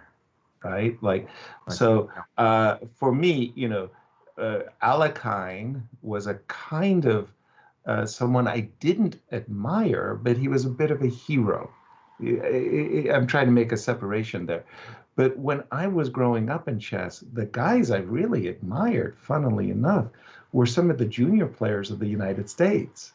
Like, I'm not kidding. I really thought that these junior players were great, and like the John Fedorowitzes, the Jonathan Tisdalls, the Larry Christensens, the Nick Fermians, they were both heroes and just people I really admired. I kind of said, you know, I want to be like those guys, you know, like they're really, really good. And then later it was like joining the Olympic team. That was a big deal for me. Like, you know, to, you know, have Luboš Kabalik, you know, like this grand master who had done so much, you know, in the world of chess, Leonid Shamkovich, you know, Roman Djindjiashvili, all of the, you know, to be a member of the Olympic team, that really felt good. That was when I kind of felt like, hey, I must be pretty good too. These guys aren't kicking me out of the room. That's a lot of fun. And when Boris Golko joined the United States team, that was also very, very special. I have like really a high regard for the Russian players who came over. Yermolinsky, Gregory Kaidanov. I mean, you had a really strong American team, right? You had some serious players there, and you know, that you've named, including yourself, of course. And I mean, I mean, talking about players you admire, I can see this, and I certainly had the same when I was a junior. You know, you have to build up. You know, to become a grandmaster, an international master, that is very hard. It takes time and dedication. So you play many tournaments, and for me, it was looking up to certain players as well. So I play a weekend tournament, and in the top section, there'd be in England we had a slightly different grading thing, and basically if you're about over 2,200, it'd be said to be over 200 grade, and anyone in England over that, I kind of looked up to as kind of demigods, because they're like, you know, and I go and watch their games, and I think these guys are like these are who I want to be, and I also think, you know, this is very important to remember in the development of chess. I mean, in England, we haven't developed very much as I think we should have, because we had a great team. You know, Miles, we came second in the Olympiad once. It was fantastic. And we haven't developed. Miles, John Jonathan Spielman, Jonathan Vestal. I remember these guys. They were great. They had some cool ideas as well. I mean, it was their unique way of playing, and it's a pity in England that hasn't continued. And there's all these discussions. And one discussion is, oh, we shouldn't fund, you know, the lower players. We shouldn't fund high level chess. And my thing is, without anyone to look up to, why would people even want to continue playing chess? And there's, you know, juniors who are coming through. They need to have these players to admire. I think in order to think, I want to be like that, you know, I want to play like that. And I think it's very important to remember these little things as well, you know, to have, and you know, as advancements go. But yeah, I mean, what you've played like all the best players around your time, right? I mean, you played Kasparov, you've played I had like 12 games or so with Kasparov. I think I had like 20, 30 games with Karpov. Those were the two big guys. Probably had like 30 games with Viktor Korchnoi, probably like 15 games with Ulf Anderson. I played Jan Timman a lot. Like we had matches and stuff. So let's say 25 games with Jan Timman. Jan became like the #2 player in the world. I just wanted to say one cute story, because I thought this was really good, Simon. Was my first Olympiad ever was Malta, 1980. And, you know, it was like, you know, I was in this Olympiad. This was really, really cool. I'm like playing on board 2. And, you know, we were going to go up against the Soviet Union, right? Yeah. And the Soviet Union had Karpov and Michael Tal and Polygaevsky and Belyavsky. And what year was this, Yasser? 1980. 1980, sorry, you said. Yeah. Okay. Yeah. And the second reserve for the Soviet Union was Garry Kasparov. Yeah, pretty decent team, right? Yeah, so not even the first reserve, the second reserve. It was like, oh my goodness. I mean, that was like really, really fun to go up against the Soviet team. It was great. And I have this kind of, when I look back at this era, you know, and I sort of look at the chess history, I have a very romantic view of it. The Soviet school of chess in different countries like America, facing them, Bobby Fischer, you guys in the Olympiad, is quite romantic, and it's something that pulled me into chess as well. This sort of force of the Soviet Union with their strong sort of players, and you know, but then it is kind of romantic. We still have that a bit. But I suppose, like, you know, for me, the internet has changed things massively. There's not that mystique as much, I suppose. I mean, there's other bonuses. We're here commentating on this match. Of course. This is a huge bonus. I was raised in Seattle, Washington, and the epicenter for chess had always been Manhattan. So, I mean, I was about as far away from the epicenter of chess for the United States, except for Alaska, you know, like that I could get further away. But now you're right. The internet means that, you know, anybody can watch Grandmaster. We can watch Magnus playing in real time. And the chess engine has just kind of stripped away a lot of the mystery. And that's really sad. So there's pros and cons, but I really, really loved, you know, adjournments, adjourned positions. Like, it was like so wild. Like today, nobody could understand what's going on with an adjournment. A position would just get stopped at some random point after move 40. And the two players could then go to their hotel rooms and spend all the night as long as they wanted preparing for the resumption the next day. And I learned so much about middle games and end games thanks to the German. Now, today, they play to a finish, just like that. And everybody's grateful and happy that the game's over and so on. But as a result, we miss so many extraordinary moments that the Germans taught us. Like, if you look at Bobby Fischer's My 60 Memorable Games, and he has this adjournment from the Olympiad against Michael Botvinnik and this rook ending, and what the Soviet team had analyzed compared to what Bobby had analyzed. And Bobby goes for pages and pages and pages on this random rook ending that, you know, if it appeared right now on our board, we go, oh, white's better. That's it, right? You know? Incredible analysis, right? Incredible. Right. Yeah. I mean, one story I heard, I don't know if it's entirely true, but Grandmaster Stuart Conquest, I heard this story when he played as a youngster over in the Soviet Union, and he had an adjournment. So he was playing the game. It was in German, so they stopped the game. He goes back to the board the next day. He set up the position in his bedroom in his hotel in the Soviet Union, and he had the position there. It was a rook ending. He wasn't really sure what was happening. I don't know if he's a grandmaster at the time.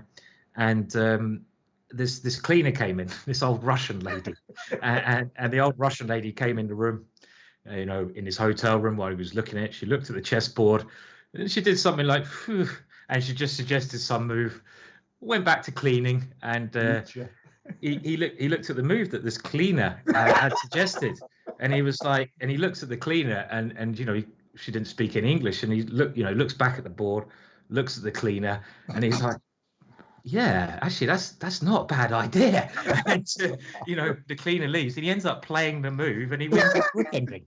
And it's like this cleaner, just this random cleaner, walks in the room, rook ending. Every Soviet knows the rook endings, and the stories like that. I think wasn't there a taxi driver story as well in somewhere that I think maybe I don't know if you know this story. Yes, some American. I think it might be an American player got in a taxi in Moscow.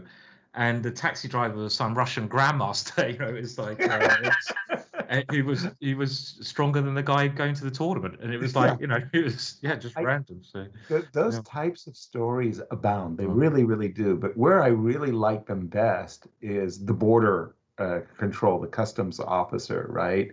Is you're kind of like coming into the country, and they go, oh, Seirawan, oh. King D7, and they quote a game that you a move you played in a game. They go, yeah, you know, thank you very much. It's like, damn, these guys are really strong at the border. I don't know about the cleaning lady. That's hilarious.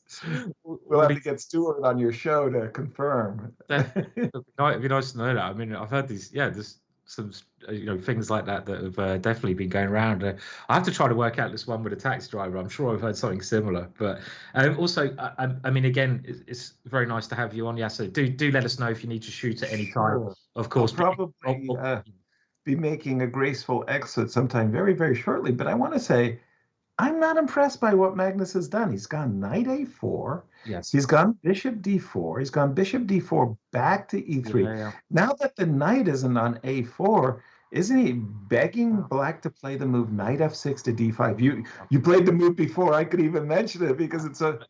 I think Wesley's played it. And this okay, sorry. Yeah, because like suddenly this knight on d5, okay, maybe there's a trick here. I do agree with you. It was looking much more positive for Magnus than it is now.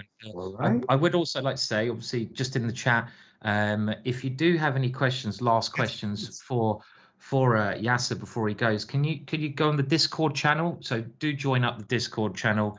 There will be a link in the chat, and put your questions there. We're trying to get a couple of your questions.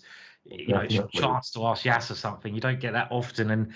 And do also remember his courses on Chessable, his famous courses are on sale at the moment, and they really will help you out, get to that next level. So go and check them out as well. But yes, sorry, Yasser. So yeah, I mean, going back to the current position, it's I'm kind of feeling that Wesley might be for a little choice here.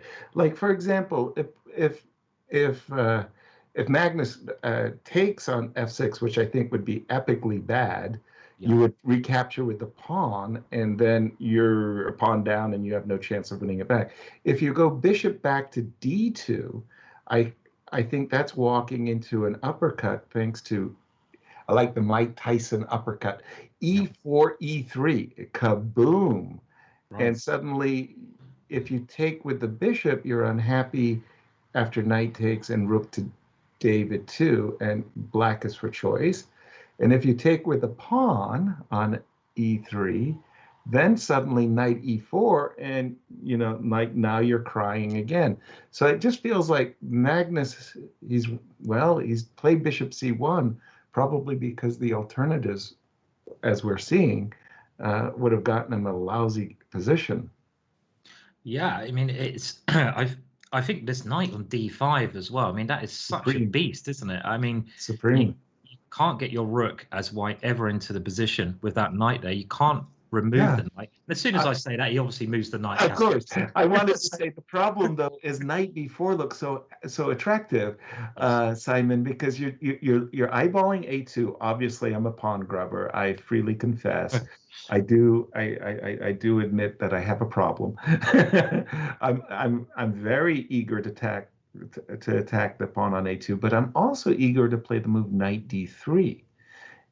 My thinking is, if I can get white to give up one of his bishops without having to give back a pawn, count me in. And by the way, rook c7. This is all the live moves that are happening at the moment. The rooks have come off, bishop d2, and I mean, the other thing is nasty. What a move by Magnus! Look at that, knight a2, bishop c4.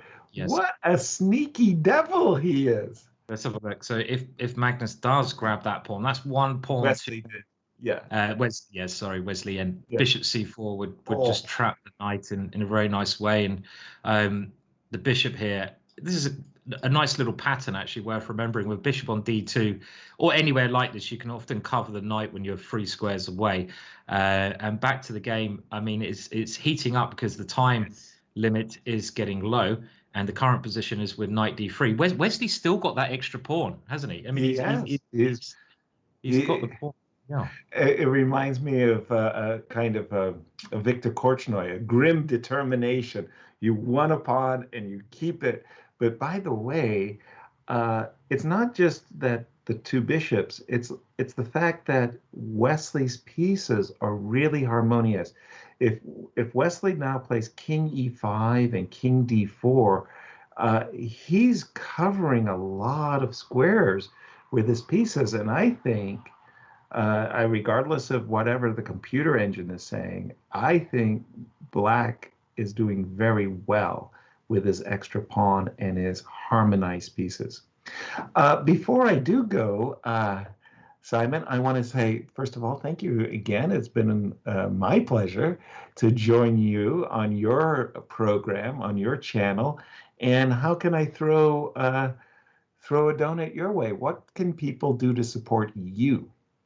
Oh, well, that's very kind, and also a pleasure to have you here. Well, I mean, I've done a couple of chessboard courses, so you can search for me.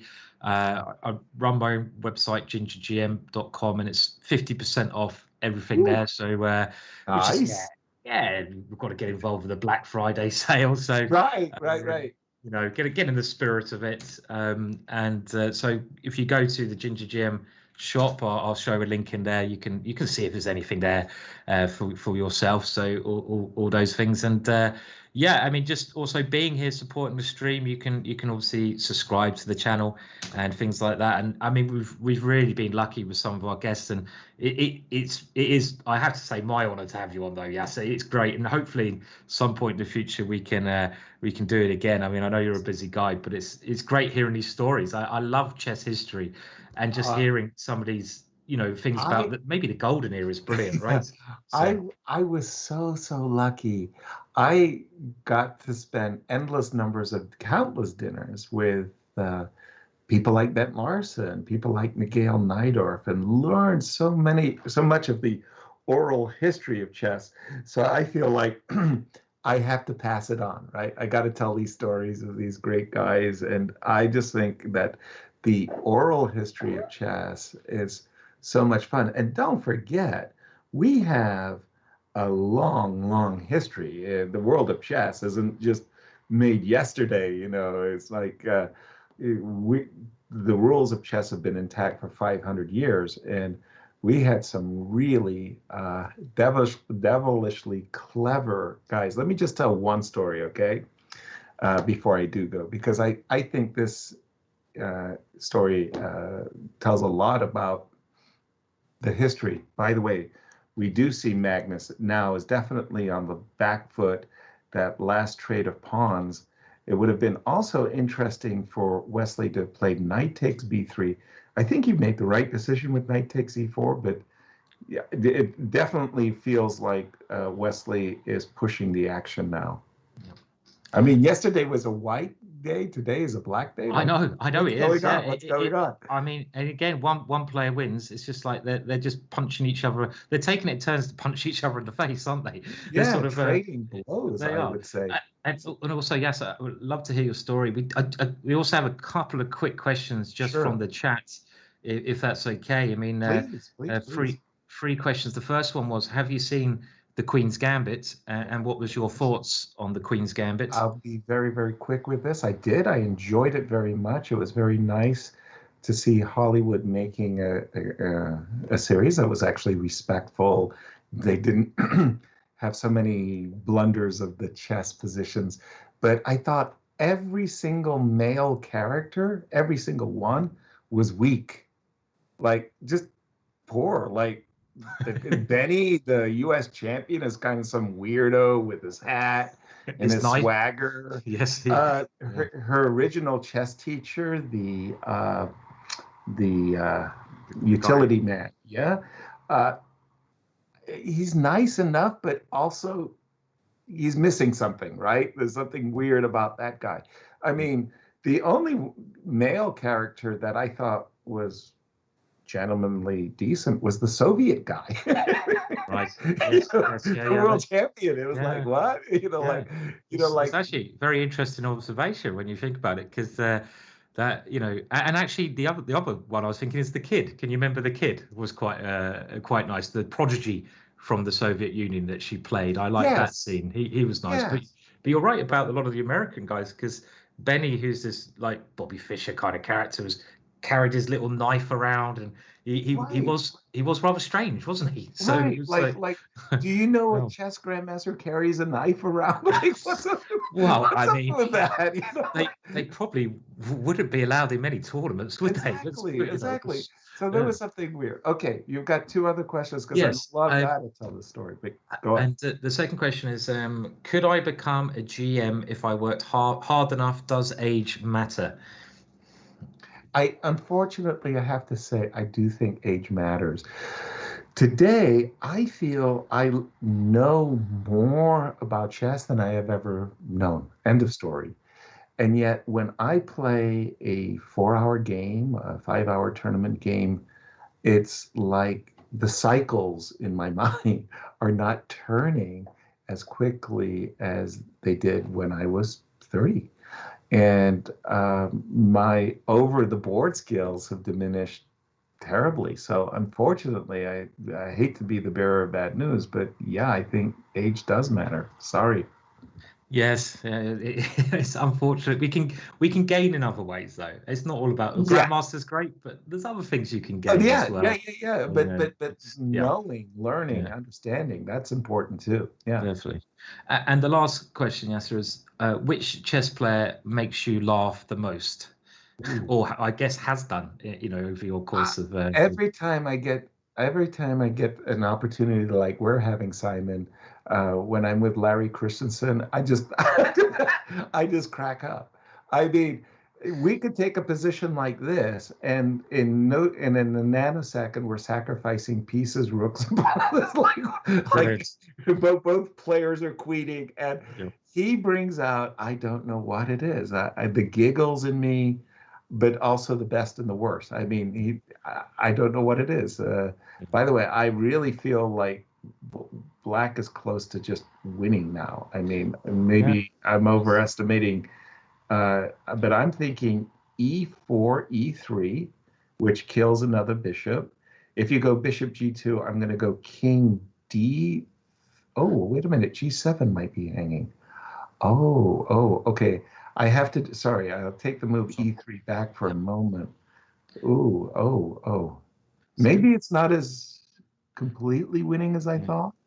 No, I mean it looks really good, doesn't it, with a It looks centralization here, fantastic. and maybe Black can do something with g6 and h5 first, if that possibly helps put those pawns on. I mean, uh, Magnus is a bit cramped, isn't he? And he's relying on some chance to come alive for this. Okay, well Wesley's gone king e3, which is another logical move, just Exactly. really dominating that king. I mean, I think it still looks bad for Magnus. He played that beautiful first game, and this game he's struggled somewhat. He He has. played a little bit oddly, I feel. So Yes. yeah, okay. He Okay, so the story I wanted to say, finally, and it goes like this. Uh, the arbiter would come to the game and say, gentlemen, 5 hours has expired.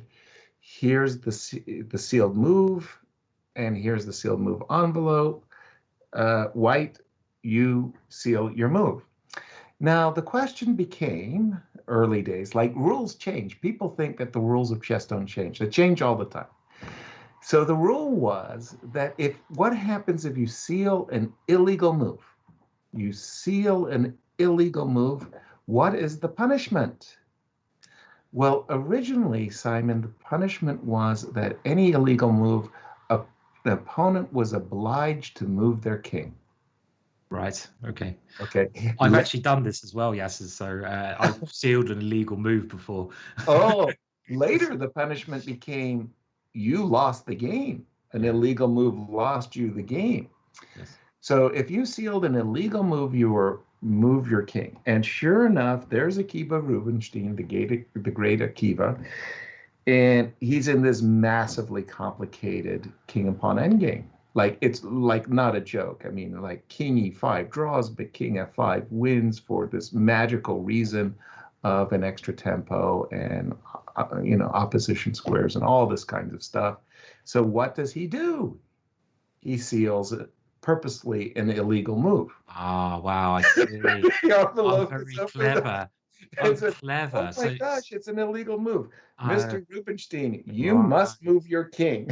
Oh, that's really clever, because like rather than commit to where his king's going to go, Right, he keeps his options open by doing a legal move. Then he can actually think overnight and find the exactly. best move. And this is why they changed the law, right? So That's because why of they this. changed the rules. Wow. Okay. And Very and nice. and that's Yeah. the whole point that people have to understand that in chess, the rules have evolved over a period of time, and you get these marvelously wonderful cases of why do the rules change? By the way, let's just update a little bit of what's going on. We did see e3.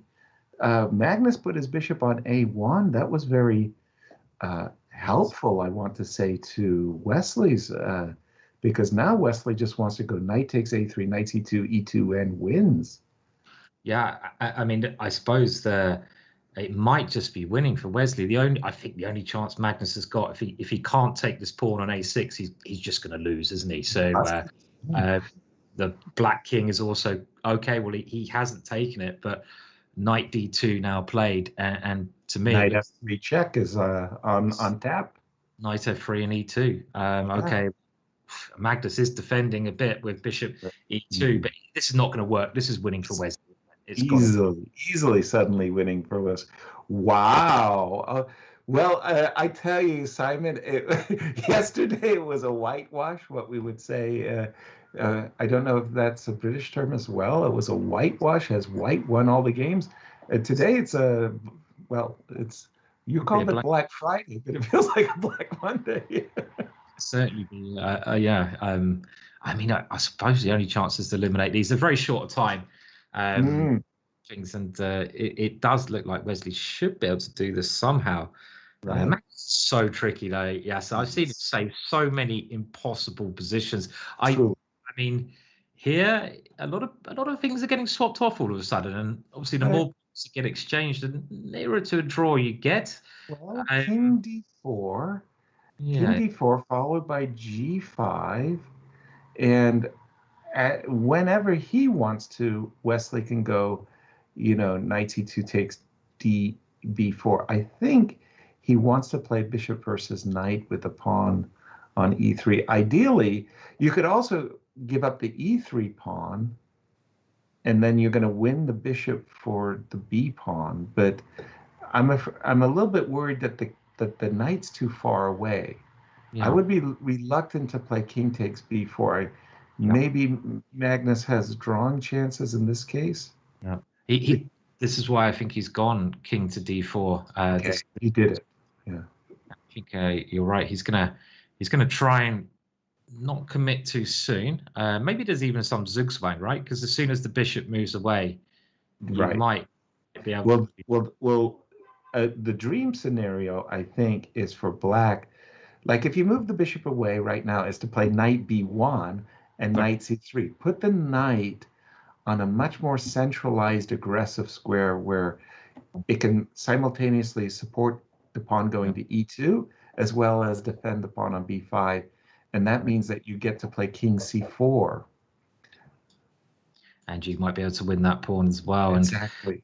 I mean, in some cases, you might be even able to get your king to f2, right? And I mean, maybe Ooh, it's that would really be an overkill. But yeah, I'm thinking e2 and king c4, and I think Wesley's got the game in the bag. g4 played, and it's looking really bad. Yeah, just simply e2. You're right, because he's gone king c4 first. It's the same idea. I Right. think Magnus lost. As soon as you win the second pawn, it's Mhm. too much. The pawn on e2 can never really be taken, because if you ever try No. to take bishop, you're just going to be allowing this one, and you can't sit one square away from queening for the rest of your game. So this is quite an unbelievable game. Magnus played so well in the first game, and it looked like we had a Magnus position, and he kind of like, for the first time I've seen it, he kind of sort of seemed to play a little bit without a plan, He and Magnus, drifted badly. and he never drifts really, does No. he? The moves bishop d4 and knight a4 were so contrarian to one another. There was no logical link of the two. And now this is just over. I mean, e2 and you just push the b pawn as well. A, a very strangely passive game by the world champion. He didn't look good at all in this game. And Wesley will feel great. I mean, Wesley's like on top of the world. He can't believe it. I mean, how many players have played Magnus a match and won 3 games? I mean, I can't think of one. While he's been world champion, I mean, he had this incredible non-losing streak, and I think Yes. here, which is going to affect maybe if Magnus more. I mean, I think this is the same for every chess player. If you're controlling the game and lose, well, and he has won now. It's very upsetting. But if you just simply get outplayed, and I have to Yeah, say here, it seems to me that Magnus just got outplayed. He he didn't have a did. plan. For the world champion to get outplayed is incredibly rare. But to have that in the back of your mind, thinking, "Hang on a minute, I just got outplayed, and I'm the Yeah, world champion." It's like, you might have some doubts, right? You might be right. thinking, "Oh, yeah, this is not right. This is not the way it should be." So very well done by Wesley there. Yeah, Very well done. yeah, Yeah, I'd have to say, let the Wesley fanboy come out of me for just a moment. I'm not kidding. It was almost, 13 months ago. I was in Oslo for the World Championship of Fischer Random, and it was a marvelously organized event. It was really, really good. You got to give the Norwegian organizers a great deal of credit. They're playing in this art museum that's fantastic. And I got to tell you, the crowds, it's a chess player's dream. It's sublime. I mean, there's newspaper reporters everywhere. There's television cameras. I mean, all of these Norwegian kids have got the Norwegian flags on their faces. Everybody came out to see their world champion win yet another world championship title. Wesley killed him. Wesley absolutely killed Magnus. I mean, we're talking crickets in the playing hall, right? I mean, there wasn't a single applause. I was trying to be pretty quiet and low key. Like, nicely done, Wesley. But Wesley can play. Oh, he can certainly play it. And like, I've never seen, as you mentioned, Yasser, someone beat Magnus 3 times. And you said this, but also outplaying in a position that you would have thought is Magnus's thing. And I think that's one of the most off-form games I've seen Magnus on. I haven't known him to lose like that before. It's amazing though what Magnus has given to chess in Norway. I've been over there a couple of times myself, and I love Norway. I love Oslo and everything about it. I think it has the highest happiness rate. I don't know how they judge this, but it is supposed to be the happiest country to live in the world.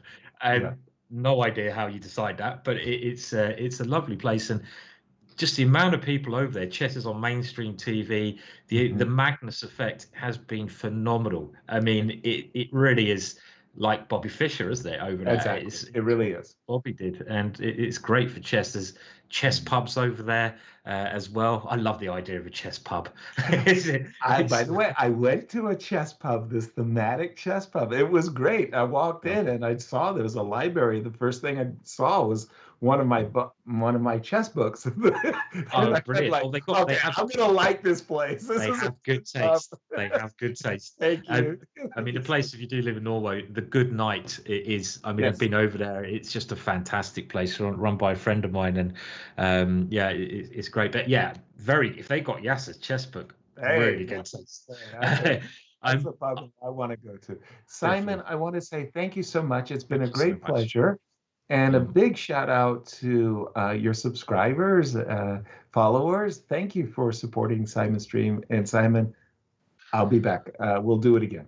Oh, brilliant. Well, it's absolutely been my pleasure. And, we would like to mention one more time, I mean, you can't get a better guest than Yasser. I mean, it's just brilliant. And if you want to have some of that brilliant history that Yasser has learned over his career and you want to improve your chess, he's done this set of courses on Chessable, and they're 50% off. That's not going to be there for much longer.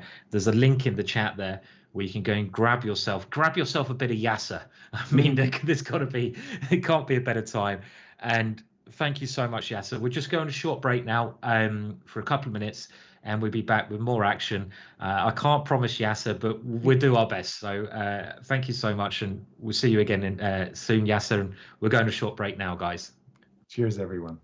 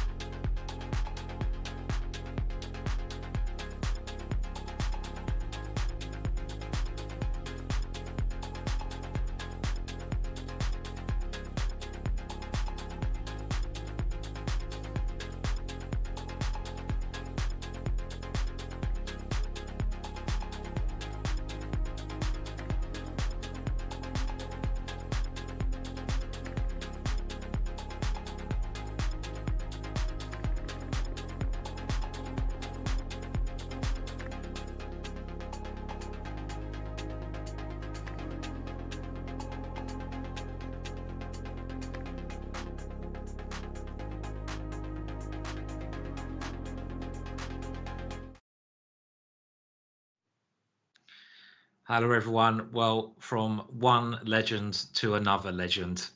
We just had Yasser on, and now we got Blair on. And I mean, it's just an honor to have someone like Yasser on. He's I could just literally, I think anyone could just sit here all day and just listen to his fascinating stories about chess history, and with his sense of humor and everything, it's just brilliant. So do remember his course is on sale, the Chessable course. We will just mention them first of all. I'll give you a link to that now. Oh, that's a GingerGM link. Oh, that's quite crafty. Everything's 50% off there, but the Chessable, let me just find it. The Yasser's course is 50% off. If you want to support the great man, then that is one very good way to do so. And okay, now we do have Blair on, a good friend of mine who's been helping me out massively this week. I have to pop over to the other TV show, and Blair's going to be taking over when I do that. So massive thanks to Blair. And Blair's even dressed up for the occasion. He's got his jacket on. Blair, you have your jacket on today. I don't think I've ever seen you with a jacket. So that's good stuff, Blair. You're taking this one seriously, right? The last round. You could say I'm taking this one seriously. Well, first of all, I'd like to say what a pleasure it was for me to be able to listen to Yasser as well, and some great stories there, and learn an awful lot about chess as well, especially in that first game of the Caro-Kann between you two guys explaining that. I guess the first thing I should explain myself is why I'm wearing a jacket. Well, it could be for the final round, and what a fantastically interesting tournament it's been, and it might go all the way yet. But it's actually more in honour of your birthday, Mr. Simon Williams. Oh, right. Happy birthday. I thought I'd wear a jacket for the most momentous day, obviously, the 30th of November. Wow, yeah, thank you, Blair. That's very kind of you, mate. And yeah, it's I have to say, I mean, I did have like a month of drinking, and I got up today and I did have a bit of carver earlier on, but then I had to sleep it off. So it's good that this broadcast starts late, and I'm going to hold off any more wine drinking until I've done the TV thing, I think, because that probably makes sense, just in case. As soon as that's over, I might crack open a glass of wine for the last bit of the commentary. But yeah, I mean, Magnus's birthday today. It's also, I believe, another amazing talent, Andrew Tang of America, he's like, this guy is so good, and Laurent Fresnay of France, who's one of Magnus's seconds. So it's 30th of November. Yeah, it's been good. So thanks for that, Blair. Cheers. Very So kind of you. if they held a 30th of November tournament, you'd probably be about the sort of 5th, 6th seed or something. if they, yes, I would struggle. I would really struggle. I mean, I would be the underdog, a big underdog in that one. So yeah, certainly. But great to have you on, mate. Thanks very much. It's an absolute pleasure to watch the last couple of games with you. As I say, what a tough act to follow, and especially after following Mr. Harry Krishna yesterday. But I'll try and give some sort of insights as far as I can, and certainly enjoy the games with you. And we join at quite an interesting moment, don't we? Because Magnus, what a demonstration in that first game, playing the Caro-Kann. I wasn't predicting that. I really thought he'd vary from yesterday, because he got completely outplayed by playing E5. And then you were aware at the time, but you came back to see this Queen F3 in the Sicilian. And I think that sort of caught him by surprise, but I wasn't expecting the Caro-Kann. But what a performance. Yeah, it's been sort of Magnus at two extremes, hasn't it? Because in the first game, we saw Magnus play a fantastic game, absolutely fantastic. He combined some very nice tactics. So in this position here, he played knight takes d4, a hard tactic to spot, and he managed to convert an advantage. And he just played absolutely, it seemed perfectly. But then in the second game, Blair, I mean, he got an opening which, around here, I would basically put money on that he would never lose this kind of position. And the weird thing was, I don't want to criticize him too much, but if we look at his moves here, he doesn't seem to do much. He plays some of these moves which are not hitting the mark, and slowly, bit by bit, Wesley consolidates his position. And as soon as Wesley gets his knight to this lovely central square, it can only be Wesley's who's better, and he drifts. But game 3 has started, and we see the Arcole variation. So, this is going to be interesting. It starts off with a Caro-Kann yet again, and after E5, well, Magnus is angry. We saw Bishop F5 in the first game. He now plays C5. I say the Arcole variation. Grandmaster Keith Arcole of England. I've sat next to him on many occasions where he plays this move, Blair, and it's very, very sharp. And the point is here, you get a kind of French defense. The bishop's not coming out. And I actually prepared A3 against Keith Arcole once, thinking it led to a very dangerous attacking position for white. Queen G4. And let's remember, whoever wins this game is really close to winning the whole thing. Knight E7, offering the pawn. And if you take here, he's going to go Rook G8 and come down here with chaos. Wesley just developed Bishop D3, Knight G6, Knight F3, Knight C6, Blair. This is really interesting stuff. I mean, again, it's that E5 pawn. My thoughts would be if white can secure that pawn, maybe a Queen G3 and Bishop F4. I don't know if that's possible. He might have to take on G6. He's given the pawn up. The Black King, in my experience, because of G7, can be in a lot of trouble in these lines. One of the reasons I sort of don't always play the French is because of positions where my opponent gets the queen out here and puts pressure on me. So this is a dangerous choice for Magnus playing C5, right? Really dangerous. He's out for blood. I think if anything, just bearing in mind what's happened and bearing in mind the sort of form that he's in, and particularly he really did drift, as you said. It's a good word. The moves that he did play in the last game almost made his position just gradually worse. And I think you're right. He's out of luck. I don't really think he almost trusts himself, in the sense that it's almost like he doesn't quite believe, after what happened in that last game, that he can actually outplay Wesley anymore. And he just wants to take and get this over and done with one way or another. Just like accept that it's a bit risky, but put him into some interesting positions. It's an interesting idea. I mean, the day that Magnus sort of gets outplayed, which he did do in the last game, and he has some doubts, is I don't know if that's one approach, that he is doubting. He's thinking, right, I need to play more tactical with this dangerous opening that he's played as black. I suppose we look at yesterday when he came out with a really aggressive G4 try as white. He did win that game in style, but I don't know how this is going to work. It's just this game is not likely to be a draw because this position is so sharp. The point with this kind of structure is, well, if black can sort of get castles and F6 in, black is generally better if you can remove these pawns from the board, because black has these central lovely pawns. If the E5 pawn, can be removed, obviously black would be better without losing G7. But then on the other side, white does have the e5 pawn, and that's a really strong basis for an attack against black's king. And he can sort of defend this one now. He's got ideas of queen h5. He's got ideas of h4, h5. He's got many aggressive ideas as white. Another typical idea is b4, bishop b2. What I know from, I've looked at this variation, Blair, and like I said, I compared playing this as white. The results in this position for white are really good. And my personal opinion is I really like white. I really like white's position, but I maybe prove wrong, but I just like this kind of attacking structure that white has. Very risky for Magnus. I don't know if this is the right approach. It's kind of like you say, hit or bust. Yeah, you're either going to win the whole thing now, or you could get yourself in trouble. He has got white in the next round. Maybe that's his thinking, Blair. He's going to have a gamble here, and with white in the next round, maybe he thinks, okay, if I lose here, I've still got a chance. Is that what he's thinking? I think that sounds about right to me. The question is does black commit his king to this position, or does he just sort of wait development? I mean, the only way you would commit your king, I mean, let's just point out, if you take on e5, there's a real problem with this. White takes back and just goes queen takes g7. A typical idea. This is like a French defense. Black loses a piece. And if you don't take on e5 and you castle, you can castle, but only, I would say, if you can play f6 quickly. Because if you can't play f6 quickly, you're going to get checkmated. I mean, let's say I go queen h5.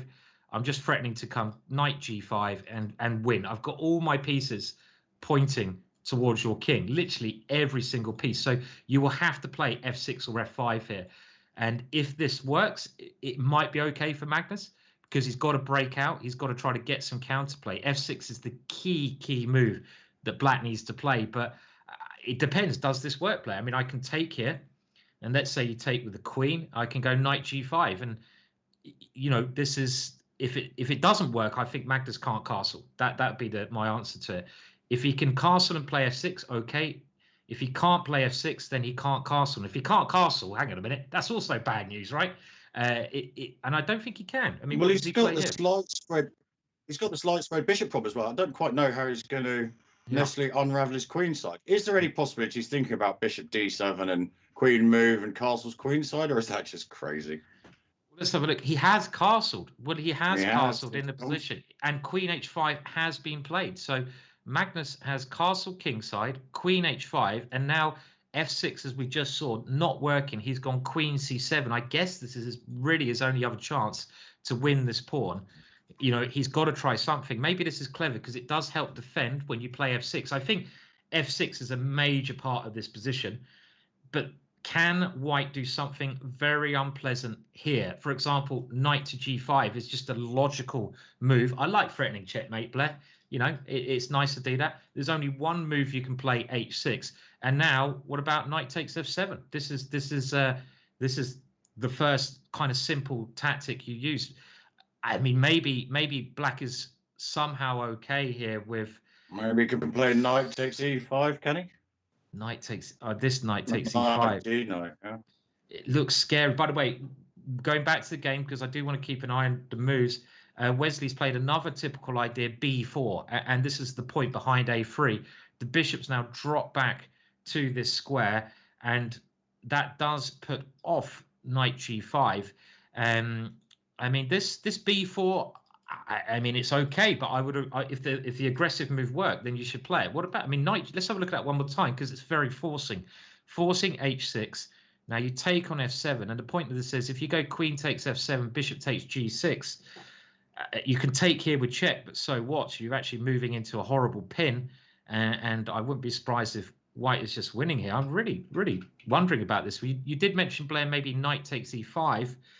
I'm just, again, thinking this is scary. And the queen on c7 is very useful. So if I do some sacrifice like knight takes h6, then your queen is a good defender. It can come across here. Even this looks a bit scary, but it might not be working. Okay, b4, bishop e7. So a little bit more of a restrained approach, right, from Wesley here at the moment. And after bishop e7, what do you think Wesley will play? I mean, bishop b2 is like an okay move, but then f6, can this f6 move being played? I mean, I can take on G6, but I just feel you have to play F6 at some point. You have to play F6. I really. It seems illogical for him not to play bishop b2 to my mind, because although the bishop was active on c5, it becomes a much better defender on e7. I think he has played bishop b2. It makes a lot of sense. If you're going to play b4, that makes more sense to being able to fianchetto the bishop rather than just kick the black dark squared bishop back. Yep. Bishop d7 played Blair, and he hasn't played f6. Maybe the idea is, and now in this actually reminds me of Nimzovich's book My System, which I remember Yasser, I think, once said was just a bad book, or he didn't like the book. I don't want to misquote him, but My System, it was quite an old book. But one thing I do remember about that is the power of the pawn on e5 being over defended, and the pawn on e5. That's why I want to play f6. If you leave that pawn there, you're always going to be, in some trouble with your king. So maybe therefore bishop e6 and f6 is Magnus's idea. He figures this is a kind of a French defense idea.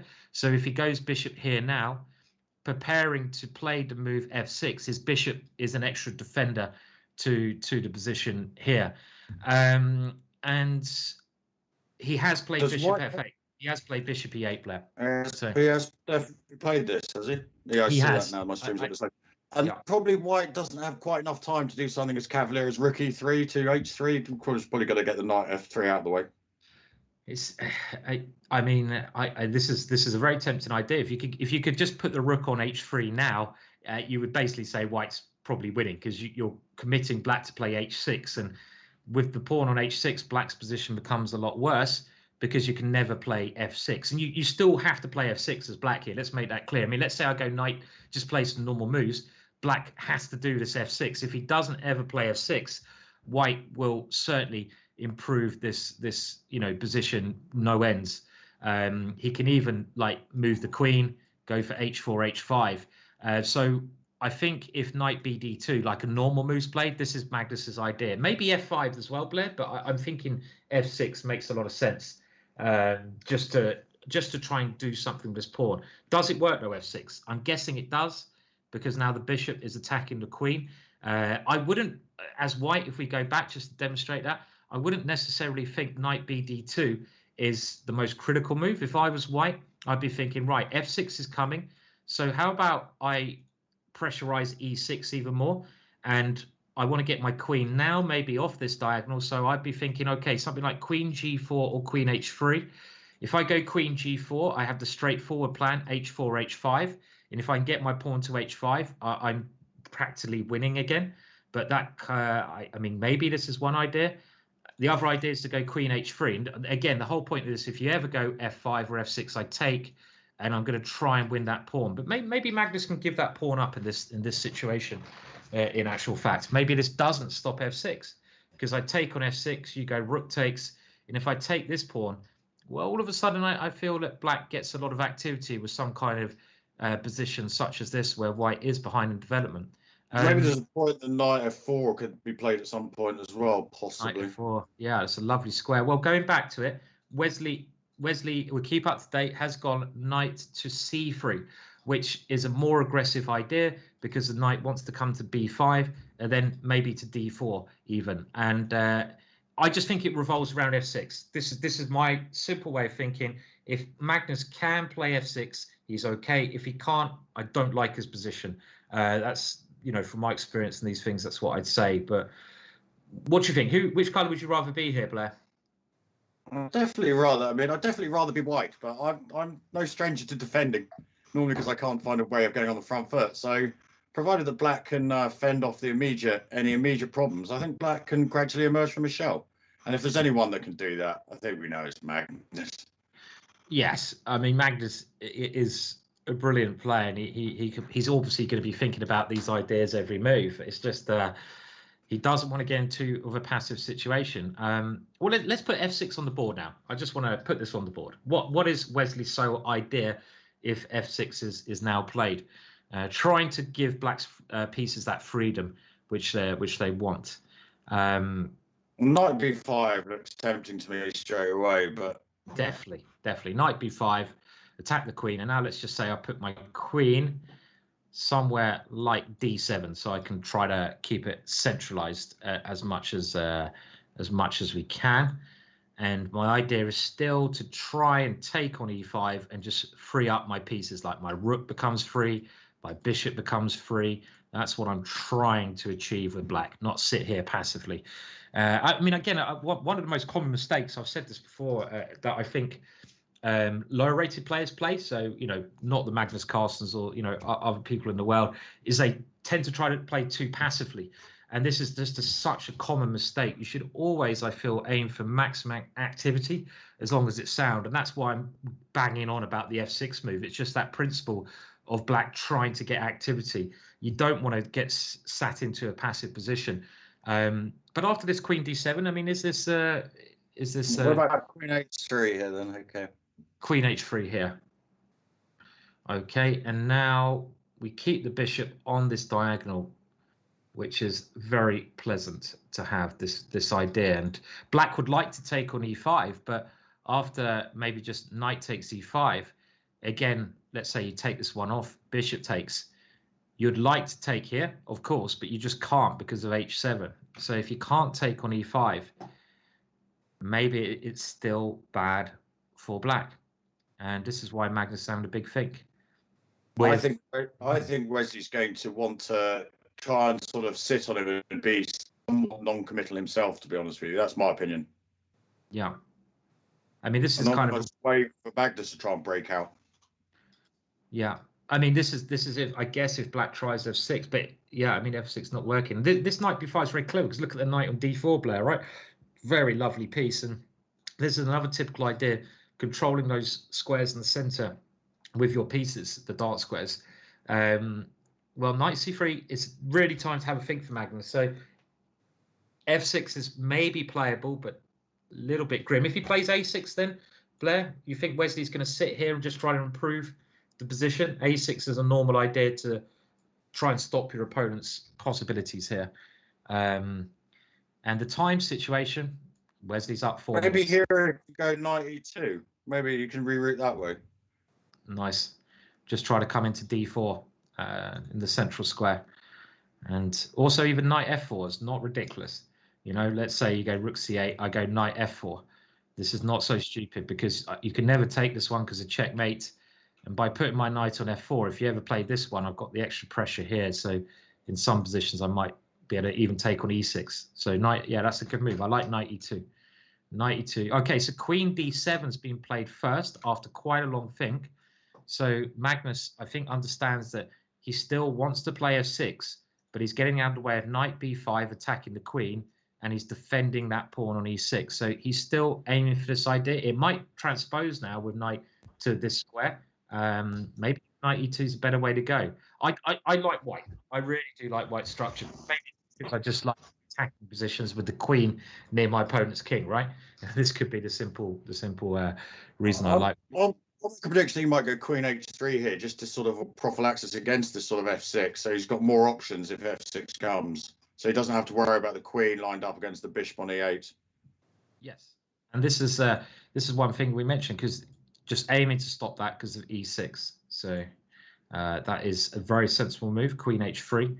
And again, I don't know if f5, f6 is still playable here. But queen h3 is one very normal way to play. Anything else here? Let's have a look.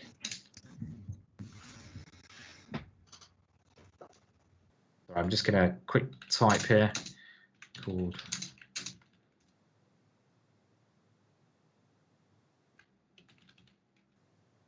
So I think the way for White to improve, we guess, is to somehow reroute his queenside knight into a better square. That's one of his minor pieces, which isn't sort of directed in the right place at the moment. Well, you know what? He's got three. He's gone queen h3. He's listening to your commentary, Blair. He could get in trouble for this. He's obviously got Blair FM on the background there. Wesley, of course, he's not cheating. Don't even think I'm saying that. There are much better ways to cheat than listening to me. I think we can agree on that. Even a blind squirrel finds a nut from time to time, and mine was queen h3.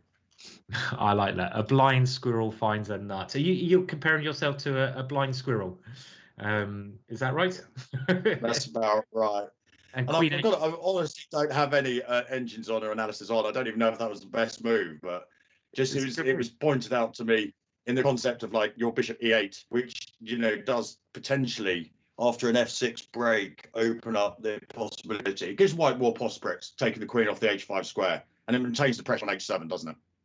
Yeah, I really like Queen h3 again. I think as you point out, it's a very good move, because the one thing, if again, I'm banging on about it, but if you stop this f pawn from moving, Black doesn't really have a plan. Black can't really do anything. He has nothing to do. I mean, you could say, oh, he's got play on the c file. Well, he doesn't. He can't do anything on the c file. Look at Black's pieces; they're all caged over here, and without giving them some air to breathe, they can't do anything. So as long as you stop this move, you are just dominating the game. And we saw Wesley outplay Magnus in the last game. And with potentially, I like this idea now, knight e2, knight f4, improving the position slightly. You could also just put your rook on d1. There's lots of moves white can do to increase the pressure. Another advantage of moving this knight, let's say knight e2, is that you can play c4 later. I mean, there's lots of ways white can improve. The only way Black can do anything, I feel, is by playing the f pawn. Queen h3, really good idea to stop that from occurring. Just working against the f pawn. So we have a bet. I've lost every bet to you so far, Blair. I think I owe you a couple of ciders, which we might be able to grab this week. You never know. But in I would like to ask.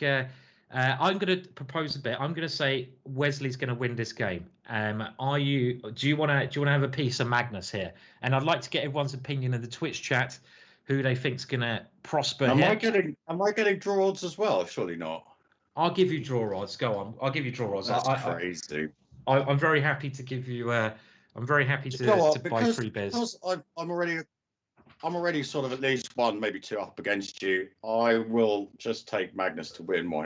Just call it draw as a standoff. I'm feeling it's your birthday, so you know what you can have. I'll tell you what, you can have the draw. I can have the draw. You know what? No, I won't take the draw. I'm going to stick to it, Blair. If I propose a bet, I'm just I'm going to say Wesley's going to win. I just don't like the position. I'm going to say you can take the bet, Blair. I'm not going to give many good bets like this. You take it. Okay. So if this happens, that means that I'm going to be 3 beers down against Blair. But you know what? I'm quite up for buying you a couple of beers anyway, Blair. But if I win, I win my first bet. So yeah. You might earn a little bit of your pride back as well, I guess, against me. Okay, now f6 has been played, and actually, here we go. As soon as I as soon as I propose the bet, of course, Magnus plays the one move I'm slightly fearing, because this to me had to be played. Otherwise, you're in a lot of trouble. And now, yes, Wesley is winning a pawn, but Black's pieces now get the sniff of freedom, right? They do get a sniff of freedom. So, yeah, I'm not going to regret this straight away, am I, the bet? I mean, what about, okay, if bishop f7, I've got bishop f5. That might be a nice tactic, because otherwise, after bishop f7, I don't want to move this rook. If I move back, then I think Black gets very decent compensation with my shattered king side. So always look for the most active move, and bishop f5 is such a move. You can't go knight what's here. The reputation? This one. Yeah. Sorry, excuse me. What's the reputation to the immediate knight f4? Well, knight f4, I'm going to just grab here. Take an h7. And after this one, I think I even have this kind of idea. Rook takes f6. You can't take with a pawn. And if you take with a king, here comes another one, knight d5. And this just looks like havoc, right? I'm not even going to, I don't even need to calculate the win here. It's winning for white. I mean, let's say only 1 square to go. And at minimum, I can go check king here. Do we have a mate? Well, I would be amazed if not. Knight takes f4 is winning, but something like bishop e5 is going to be mating, isn't it, Blair? This kind of thing. You can't allow that. You can't allow me to bang through on that square. So, okay, so it is a pawn. Whoa, we went back a long way there. Let's just catch up with the current position. So if Black can't go bishop f7, yeah, maybe it's just a pawn, right? Maybe it's just a pawn. I guess that Magnus wasn't quite happy in the sort of siege mentality of waiting for making sure that there were no holes in his defenses, but was sort of waiting for the attack. And maybe I really think that he's not in his top form, is he? And I'm not saying he's going to go badly wrong in this game, but he just doesn't feel with confidence like normal Magnus does. his last 2 games have been really iffy. I think that last game, Blair, really gave him a bit of a shock. I think he's like, you know, I did get outplayed, and he'd be really annoyed because he never gets outplayed. I mean, And there were signs in the Geary match that he wasn't quite at the top of his game. There were signs in the match against Jan that he wasn't. You know, Jan must be really kicking himself. Yeah. The number of opportunities he let slip in those, you know, over there 8 games was quite remarkable. And obviously Magnus has got such great resolve, not just being a fantastic player, but he sort of does seem to, as I say, sort of Svengali like in sort of managing to hypnotize his opponents one way or another. Just as they've got the finishing line in sight in an individual game, they sort of find a way of, I don't know, panicking, going, maybe just they just get shocked at how well they're doing. And I wouldn't say panic, but the reality strikes them. It's like, I'm about to beat Magnus. I'm about to get on top of him in a match. And this never happens. I'm like, is it real? I know, and I think Wesley So it doesn't scare Wesley So much, right? I mean, he's beaten Magnus a lot of times, 3 times in this match. I don't know anyone else has ever done that in a match, and he's like, he wants to beat Magnus, you know, and he's confident he can beat Magnus, and he's showing that. I mean, you know, back to the position, knight e7 is a move to just stop bishop f5. This is its, you know, you have to stop the bishop coming to this square. But if you look at the pieces after knight e7, just look at them. At this moment in time, they are boxing around and they're all struggling for air. The only way this is going to get better if you get this bishop to this square. So maybe a key moment here in the position, if white can simply stop black from getting out, he's a pawn up with a good position. It's as simple as that, right? Isn't it one of the jokes where they say like white's a pawn up with compensation? It could well be, yeah. I mean, white's won a pawn and he's gained the compensation. It could be. I mean, I don't see black's compensation here. I don't think he's got enough for a pawn.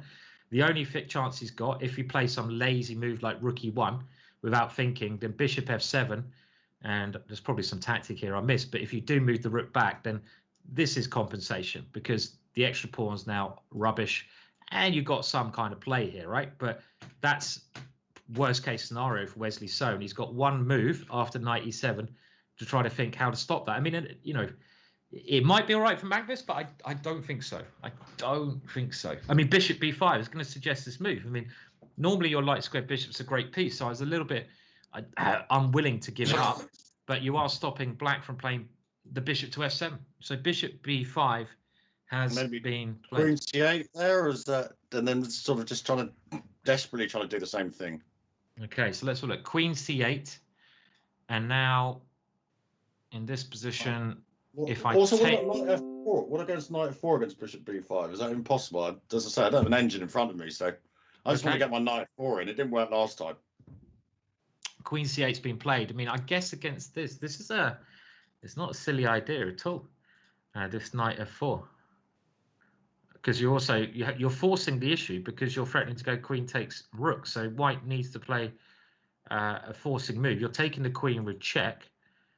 Why didn't he play knight f4? Is knight f4? What are we missing here? Knight f4. What can white play against knight to f4? Because if I go bishop takes d7, you go knight takes h3 check. I take here, you take back here, and I've got like bishop takes h3 coming, and I got. I mean, this looks fine for Magnus, absolutely fine. So why not knight to f4? Can anyone see? Anyone see why this was a problem? I don't understand. Knight f4. What do we? I mean, Blair, have you just improved on both Wesley So and Magnus? Why not knight f4? I suspect not. I suspect there is some. I suspect this move. I was trying to play. Don't forget, I was trying to play it when I was getting mated. So you know, if it's a sort of, if you throw enough stuff at the wall, some of it might stick. And that was maybe by knight f4. I'd have mated before I even had the chance to play this, wouldn't I? Yeah. By the way, I'm sorry to tell everyone this, but Blair, you probably know what's coming up. I mean, I'd rather do this now so you can get back to the game quickly. I'm going to have to go on the other show very soon. So we always have this throughout where there's a very short break. Blair is going to take over. It's only Blair hasn't done this many times. It's his 3rd time. So go easy on him. He's done a great job, but I will have to leave the show. We'll just take a 1-minute break and Blair will take back the action. Obviously, very capable of giving great analysis, spotting knight f4 there. So that's cool with you, Blair? Do I have much option? No. and I'll be back the last round with you anyway. So I'll see you in the last round. I might even get a glass of wine when that happens. So okay, so I'm just going to take a short break, and then we'll only be gone a minute or so, and then Blair will be back to take you through the rest of this game. So stay tuned. See you soon.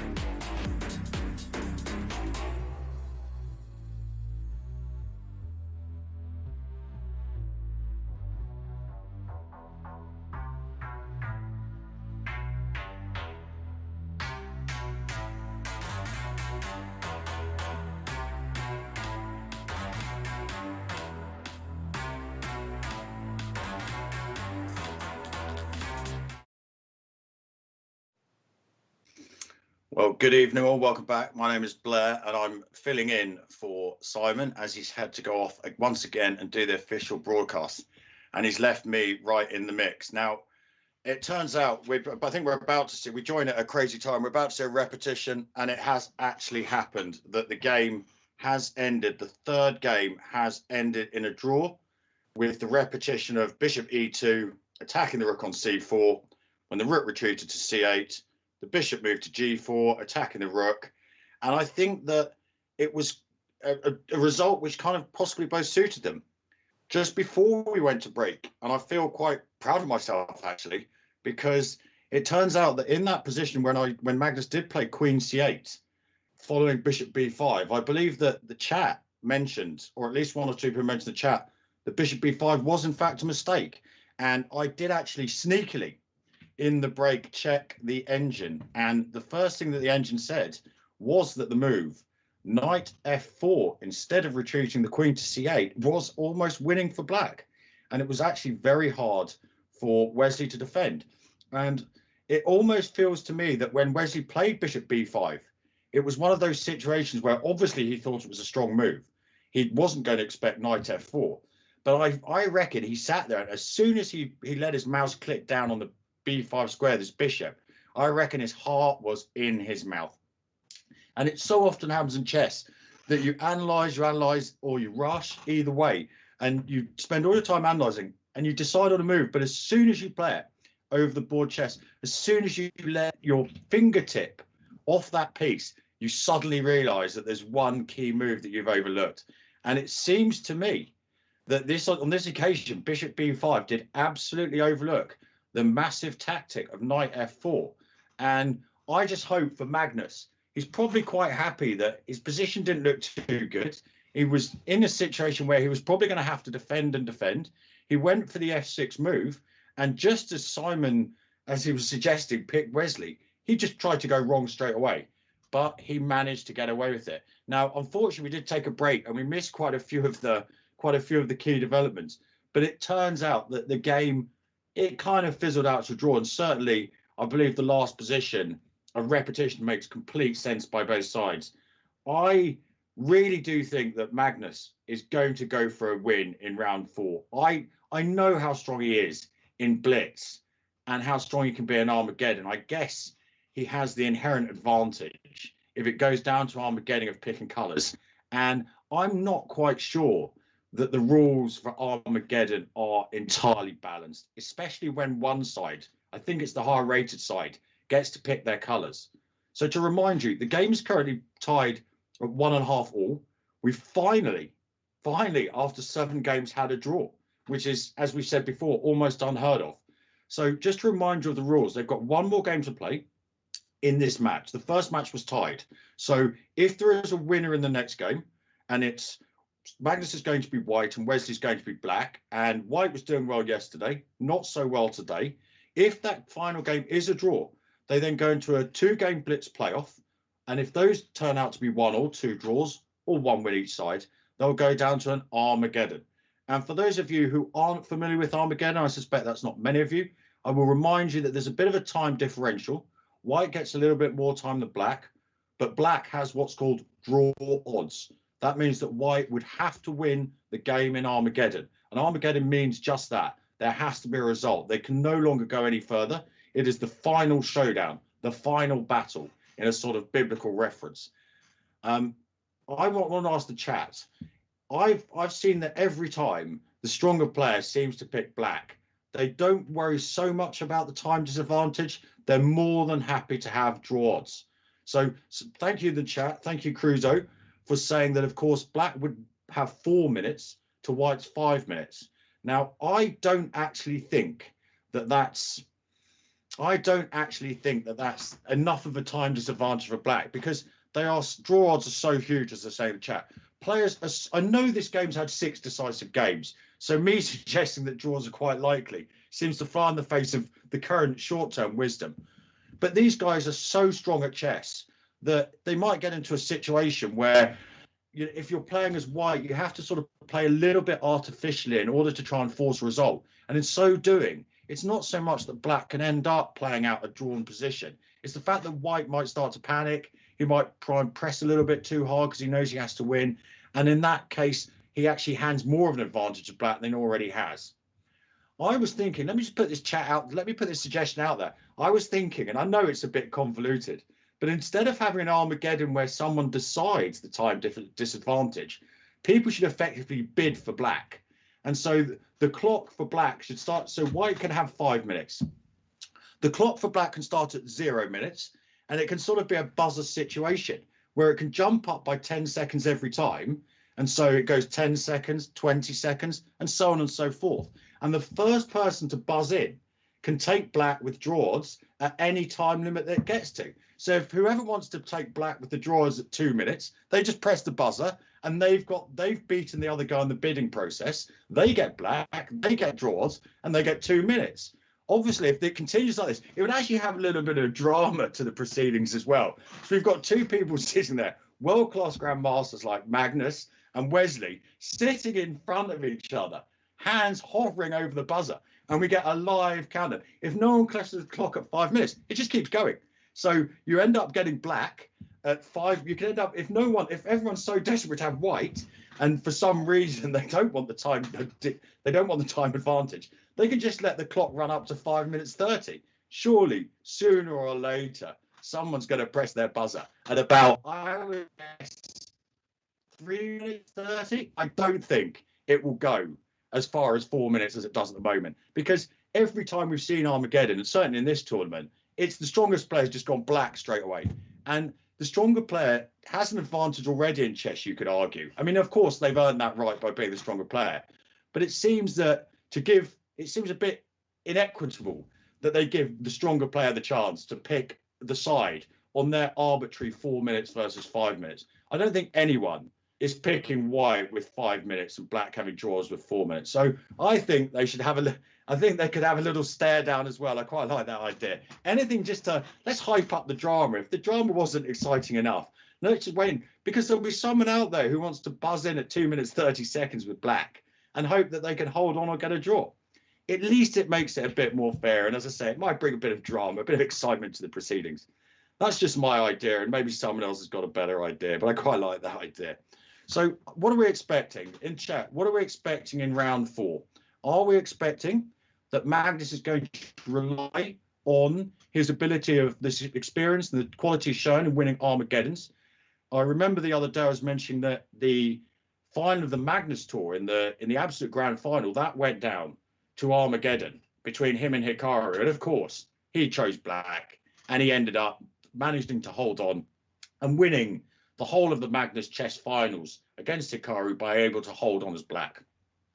Or are we going to see, as I think it might be the case, that Magnus is so keen to celebrate his birthday, and obviously he shares his birthday with no one other than Grandmaster Simon Williams. Maybe he's late for a party, and maybe Simon's late for a party as well. He's gone off to prepare for Magnus's birthday party, and Magnus is probably a bit tired. He may have had a couple of drinks maybe last night or during the day like Simon has. Of course, I don't think he has, but maybe he's just quite happy to play this game and end it here. He's going to run the risk of losing, but he's determined not to take it down. He doesn't want to work anymore for his money. He wants to get out of Dodge, play a game, win it or lose it, but he'd rather avoid a dull, boring draw. He's had enough. Also, we've already had a draw in this game, and I think in this match they filled the quota of draws. So why not have a 7th decisive result whereby one player will end up taking home the winnings and the other player will be crying into their pillow overnight, because they've both had chances. And in this game as well, Magnus, if he goes away in the break and he looks through and analyzes the prospects and he sees that knight f4 was a winning move, that's surely not going to do very well for his mindset. He's going to be coming into this game thinking, another missed opportunity. He started today's match with a brilliant, and he got me completely by surprise, Caro-Kann defense, and he just dominated. It was a fantastic game. Then in game 2, I think he was almost on cruise control. I think he was almost in a state of shock that he was able to win as black.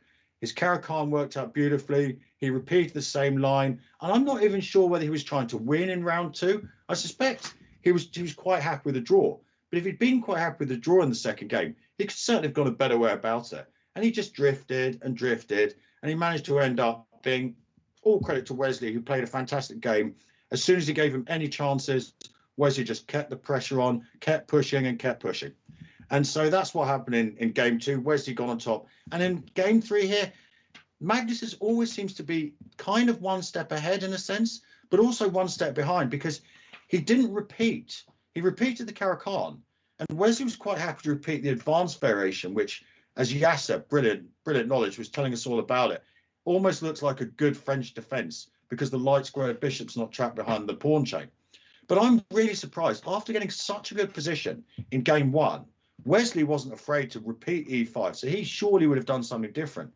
But Magnus abandoned this whole idea and just played this e5 move, which, as we saw, could have left Wesley in a very strong position, or certainly it looked, from what we were looking at, that black had to take some risks in order to break out. And as we know from Simon's understanding of the French defence type positions, and it had a look of a French defence about it, Black's key break was f6. And Magnus's timing of f6 actually did bring about an incredible mistake, an incredible opportunity for him to almost win the game there and then on the spot by playing knight f4. A move which maybe Magnus just switched off. He wasn't expecting such a gifting opportunity. It was Wesley So's present to him on his birthday, but Magnus was like, nah, I don't want your presents. I'll just keep playing. Let's keep it interesting for people watching at home. Let's make sure that we go into round 4 with everything to play for. Now, I'm just going to check to see if game 4, I don't believe that game 4 has started just yet. So we shall wait in anticipation. And let me just leave it open to the chat. Who's expecting this to be a decisive result? Who's expecting it to go all the way? Let's see what you've got to say about this. As I say, I'm expecting it to be one by either side. I'm not expecting it to be a draw because I just think Magnus looks like he's not in a mindset to play for a draw. If it was a different tournament and Magnus is at the top of his form, okay, let's see what they're saying. Decisive, extra time, draw. Is So going to go for it? So is going to go for it, according to some people in the chat. I think Wesley So's probably going to be. I think Wesley So's probably going to be waiting to hope that Magnus gets a little bit jiggy, a little bit aggressive. So we're expect Magnus to run down the clock. I don't know how long Magnus wants. Magnus doesn't strike me as he strikes me as a man who's got a little bit of a train to catch or something, because the way he's playing at the moment, it looks to me that he's very keen to get on with proceedings. This certainly his opening choice in that previous game suggested that he wanted it to kick off one way or another. He kind of got what he was hoping for, but he failed to take his one key opportunity, if I remind you. And dare I say, it's a move that I managed to spot independently. So I'm feeling really happy with myself. If you do remember, though, I did try and play it on the previous. I did try and play knight f4 on the previous move and getting myself resolutely checkmated. So you've got to balance out some good and some bad. Like I say, if you make enough predictions, sooner or later, one of them might well come off. Oh, that's very kind. People suggesting that my rating might be quite high. I think the beautiful thing about chess is that, you know, whoever you are and whatever standard you play at, you can always play one fantastic move. You can always play one fantastic game. And it's the sort of thing that keeps you coming back for more. You know, if you've become a bit disillusioned with chess, you're a little bit out of form, you've gone through a number of games where it's a bit of a struggle, you might be blundering, you might be struggling in the openings, you might sort of be thinking to yourself, I've had enough of this game. And then out of nowhere, you'll find a fantastic move or you'll play a fantastic game and you'll play well above your standard. And suddenly your passion will be re-engaged in this sort of like situation. You'll come back wanting more. It's a cruel game in the fact that it can punish you when you make mistakes, but it's also a very fantastic game which can reward you on the occasions. And when it does reward you, it really does reward with both hands. So that's quite a nice thing about it. Now, I do believe we're still waiting for the 4th round to start. Yes, I believe that's the case. I don't know if either of them are busy doing some preparation at the moment, I guess. And don't worry, it won't be too long now for me. You have to put up with me speaking ad infinitum. We will also be expecting our usual host back, Simon Williams, who has had to pop off, not, I believe, to celebrate his birthday and get a beer or a glass of wine, but actually to add some insight as the face of the commentary in the official broadcast. And I think he's got to tell them about his take on the proceedings as we go. Okay, so that's quite a nice question. Where would you hide $1.5 million? Anyway, we shall ponder that thought as our host returns. Hello, I don't know if you can all hear me. It sometimes takes a couple of seconds just to get rid of the echo and anything like that. So we'll just wait until that's done. But good to be back, Blair. And you know what I've got now, Blair? What have I got now? I've got one of these. I've got a glass of wine. I've succumbed. I've done a month off, but I'm now going to enjoy the rest of the show with a little relaxing drink because the tension. Happy birthday! You very much deserve it, and always Thanks, a man of the people. What are you drinking your wine out of? I'm drinking out of a beer glass. I'm drinking, look, the Farnham Beer X, which is a beer festival I try to go to every year, 2009, and I'm drinking sparkling Carver. You probably can't see that. Sparkling Carver out of a beer glass. That's the way I roll, man. That's the way I roll. Well, you've upgraded from your usual dispense with any sort of glass at all and straight from the bottle, I guess. Yeah, I'm improving in life. You know, I'm becoming much more suave as the years take their toll on my my features, I think. And the game has started, thankfully. Okay, thankfully, exactly. So we can not be distracted by talk of wine. Yes, and I hope you can see the board. And you know what? This looks like they're going for a draw. This looks like they're going for a draw. I mean, I'm going to say that. I'm going to put my neck on the line. The variation played here is it's a Berlin. It's supposed to be very even. And I think this might not be such a bad idea for Magnus, to be honest, because he's fragile, right? And he may be. We saw him do this in the World Championships against Fabiano. He had a big advantage in the last game against Fabiano when he could have won that game, won the World Championships, but he took the draw to take it into the quicker time limit where he's very confident. And maybe this is what he's doing here. He's realized that he's mortal. He's been in danger, and he's thinking, right, I just want to look very even position. We don't need to talk about this too much. It's a little bit of it's a draw. Yeah, they're playing this so quickly. It's like I think it's almost like they've not quite done a deal. It doesn't work like that, but they're both well aware of like how equal this position is. They're at least doing the decent thing of wasting no time and just simply getting on with it. And you know, preserving. I speculated during the break in your absence quite wrongly. I actually thought that Magnus wanted to get off and go to his birthday party, and therefore, as a draw already, there we go. It's a draw already. I mean, I think that's okay. Look, at the end of the day, people might complain, "Oh, quick draw, we don't want to see that." But I would like to bear in mind, everyone, that it's a big sporting event. The pressure is massive over 7, 8, 9 days, and these guys need to, readjust mentally, and they're doing that now. And I think having a blitz playoff is going to be brilliant. Now, that's what I was going to say, Simon. If anything, having a draw in this situation, I appreciate it's a bit of a phony war, that individual game, but they've both sort of decided that we're going to get more excitement, we're going to get more action. So by sort of taking a quick draw here, at least neither side, they both knew what was going on, and we didn't at least have to spend 10 minutes. It's almost better that they blitzed through a sort of, well-known equal game, and they've now got the massive pressure of the 2-game playoff. I totally agree. I mean, what is first prize in this tournament? I assume you were asking the chat, because I didn't expect you to sort of spike with a question of knowledge like that. Okay, right. Maybe in the chat. I suspect it's probably they're having 10 tournaments and 60,000. Someone's saying. Should we just take that as true? Yeah, let's do that. That's about right. It's a lot of money. I mean, these guys are and now the studio's calling me back now, which is quite interesting. So let me just find out if I need to go back there. I'll just find that out very quickly, if that's okay. Blair, I'll let you chat for a bit. I'll just find out what's going on, mate. Yeah. So yeah. So Blair, I'll let you take over. Are you still there, Blair? I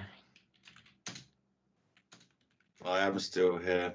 So I'll let you just do the chatting now. I'll just find out if I need to leave. But go on, you can talk. Okay, so who do you think is going to win? Magnus. I've changed. I thought Wesley had a good chance. I think. By the way, I was quite impressed by myself. You know that Knight F4 was winning in that previous game immediately.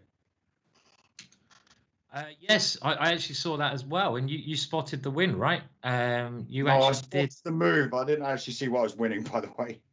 Okay, yeah, I mean, but you did. You spotted the idea, and I think if either of the players, Magnus or Wesley So, had seen that, they would have played it. So you saw more than the players. That's good, right? You saw more than the players. That's On this one occasion, that's right. I was saying in the break, it's the one good.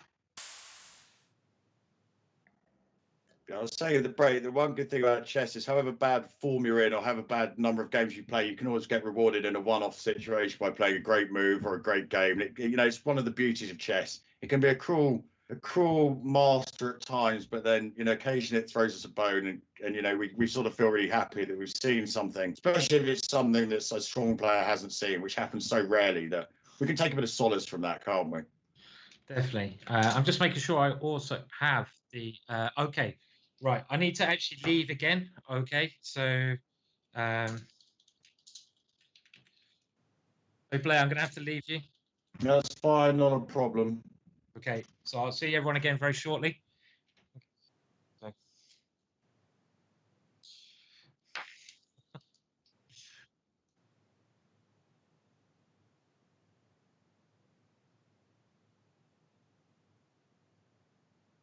Okay, that's absolutely fine. Excuse me. So obviously Simon, for whatever reason, has been called away again. Maybe they're planning a surprise birthday party for him and they forgot to give him his gift and they're calling him back for that. I suspect there is a different reason and they've got a question to ask about something or other. But unfortunately, again, that leaves you with me, or fortunately, if you are incredibly kind and that way inclined. I noticed in the chat, and so people have been asking how strong am I as a player. Well, I think my FIDE rating was somewhere around 2250. I haven't really played a lot of competitive chess for a number of years, but I'd like to think that occasionally I can spot things. But I'm more brought on to show the fact that I'm human, and a lot of us out there are not in the league of the Grandmasters. And even then, we can still spot or ask an occasionally sensible question. And sometimes we can ask an occasionally silly question, as I tried to do and get myself checkmated as quickly as possible.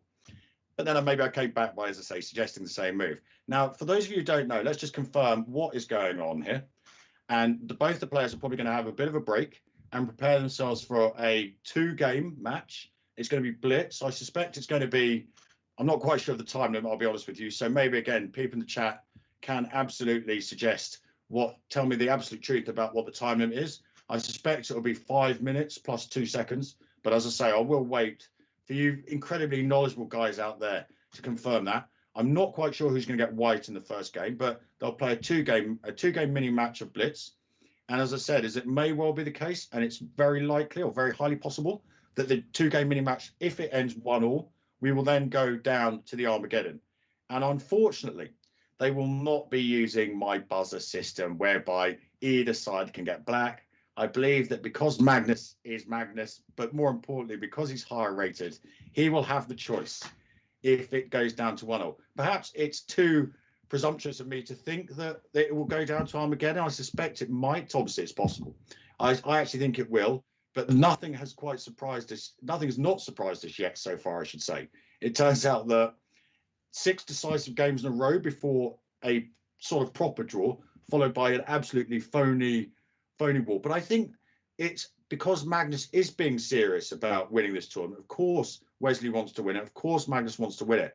And it was the case, as Simon pointed out when he briefly rejoined us, that if we can remember the situation of the World Championship, when Magnus was under pressure against Fabiano for 12 of the, 11 at least, or 10, 11 at least of the classical games, in round 12, he very quickly got himself into a good position.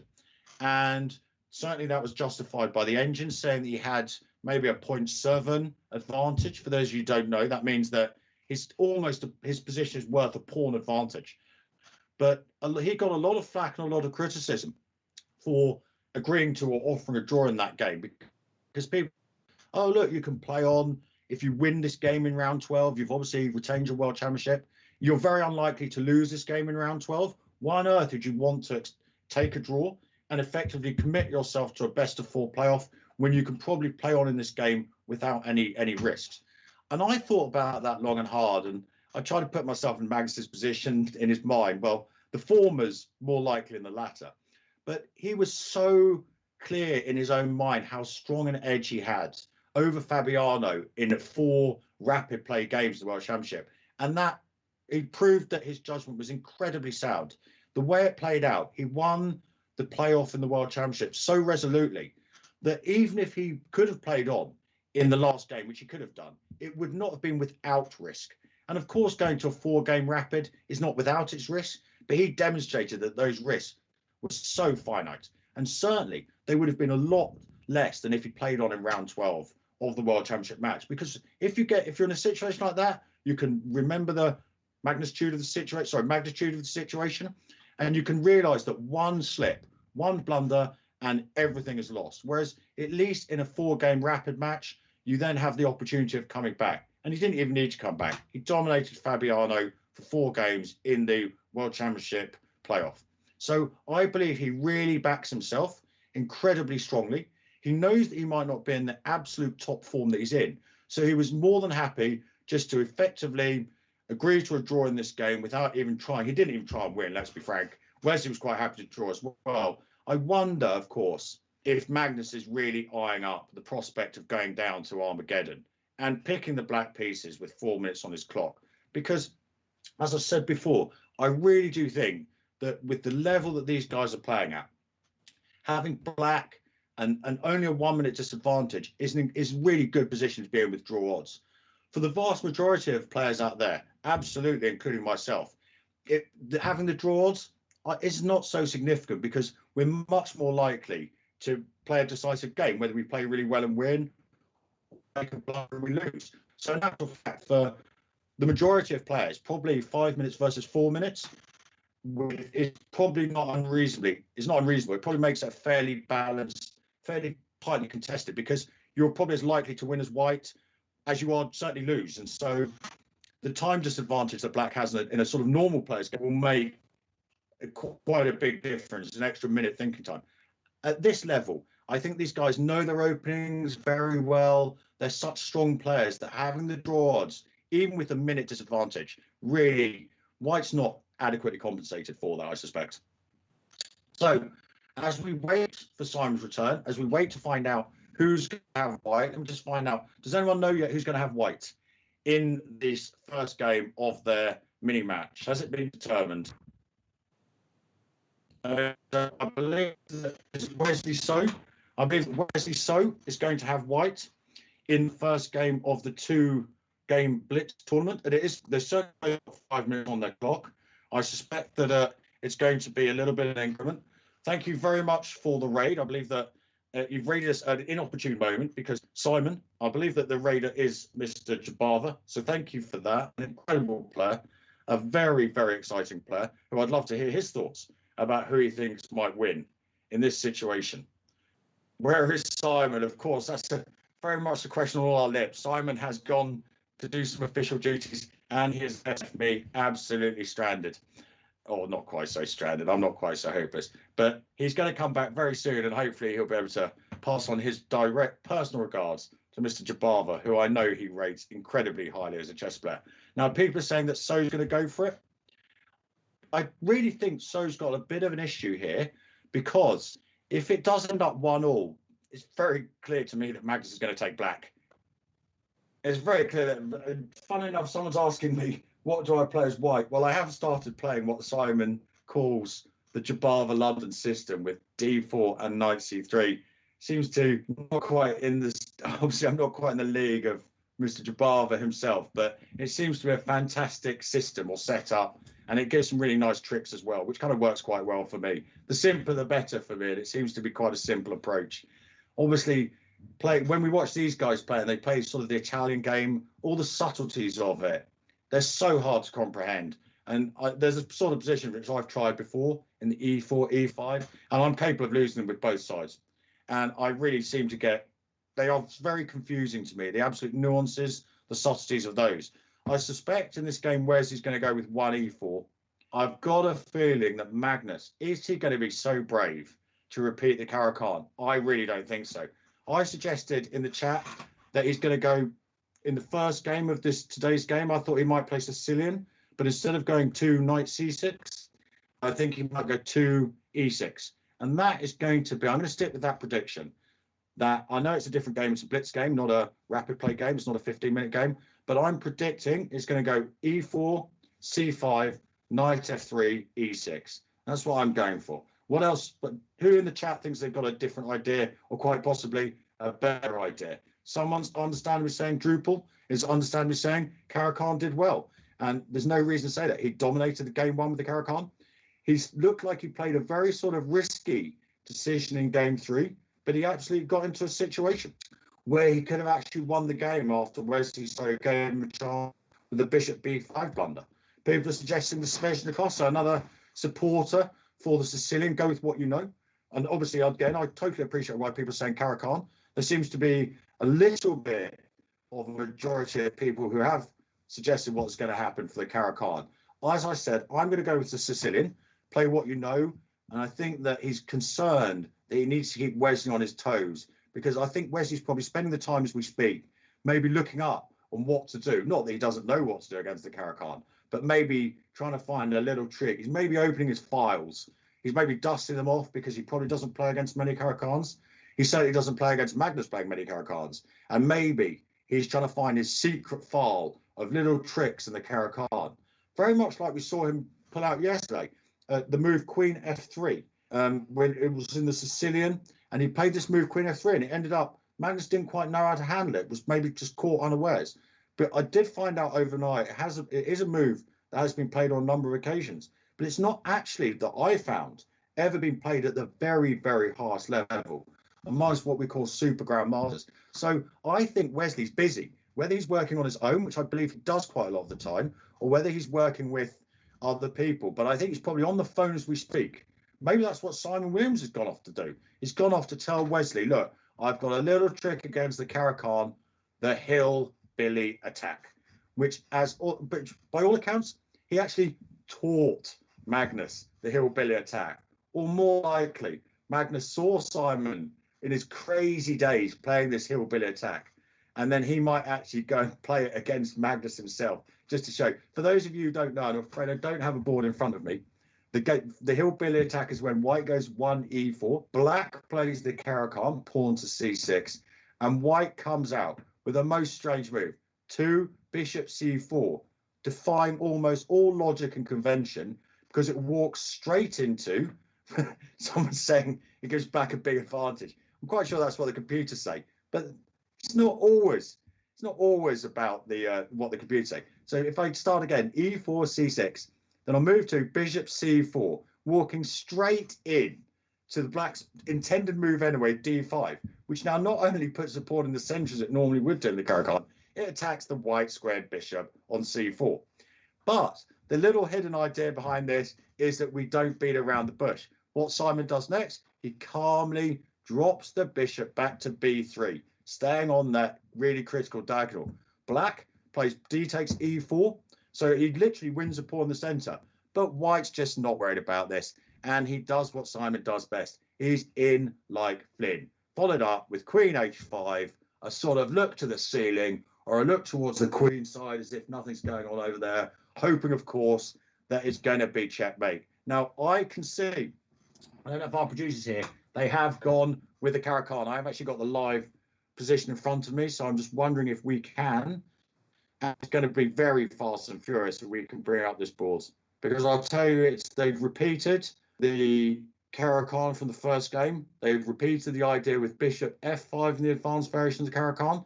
It's a very similar position to the one we had where Magnus pulled out the fantastic knight takes d4 idea. Aha! And brilliant, we've got the game in front of us as we speak. So it's very similar to the first game of the day, and oh my word.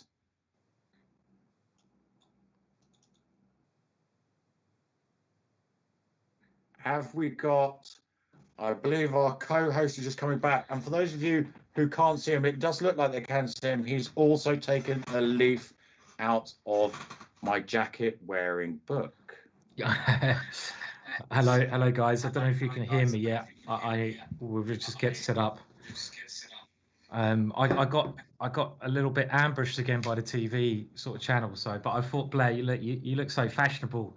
If anyone needs any fashion tips, it's me. And I thought, look, if Blair's wearing a jacket, I'm damn well putting a jacket on myself, So and yeah, all cool. So this is actually we can hear you, Simon. Good. Well, I'm kind of glad. It's off. It's all happening, Blair, right? We better get straight to the action, because they've repeated the Caro-Kann type position. I don't know if it's your knowledge or your memory is probably still better than mine. And is it the same exactly? Did Magnus go bishop b4 in this one or not? This really strange move. Did you play that? He played it a little bit earlier. Yes, but he didn't play it here. He's done it again. He's done it again. I just want to know if I need to share my screen and you can see your screen. But this is it's very similar to that other game. But now Magnus is trying to get the queens off. So we have a slightly different position. Yes. Okay. Share screens. Okay. I expect Magnus is kind of happy to get the queens off, considering what happened in that last game, Blair. That he no, he won he won that game. Sorry, I'm mistaken. He won that game where he played Bishop B4. That was the first game of the day, so he has repeated that. But he's got the queens off this time. Bishop D3 played, and the situation 5 minutes each. And yeah, we're there. By the way, Blair, I've just been told if you stop sharing your screen, I'll share mine, and hopefully then we can get cracking. So if you are, I'm afraid I don't think I am sharing my screen, to be honest with you. Okay, I'll share mine then. Let me know if you can see my screen, Blair, and so we can get the live moves. C5 played, and that's an interesting move. And yeah, we can see the position now. It looks like everyone in the stream can as well. And Magnus trying to break in the center, Blair, if you can see it. I could see it. No, I'm not seeing it quite. I think it may have gone off all of our streams. Here we go. We've got the. Unfortunately, this is better. Now we're getting back to what we want, because we don't want the. I saw the board there for a minute. We don't want the evaluation bar up, especially because this evaluation bar is not very accurate either. Every time someone makes a move, they're sort of the evaluation goes down, and then goes back up. I don't think it's very accurate. But so maybe we just concentrate on the position. I don't know if you can see it in front of you. Yeah, I've got the position, but I don't know if I mean, maybe I won't make any moves because it's not really any point analysing a position when it's 5 minutes each. But after King E7, this seems quite solid. Is Black having a little bit of a party with his own pieces? Black's having a little bit of a kingside corner party for his pieces, and no one's invited except the Black pieces. Yeah, I mean, the Black pieces look quite weird over there with the bishop and the knight, and the rook on A5 looks kind of tucked away, but it does seem they have great potential. I mean, Black's got a very simple plan. If he can win back the pawn on C5, which he's going for, then his rooks start to play.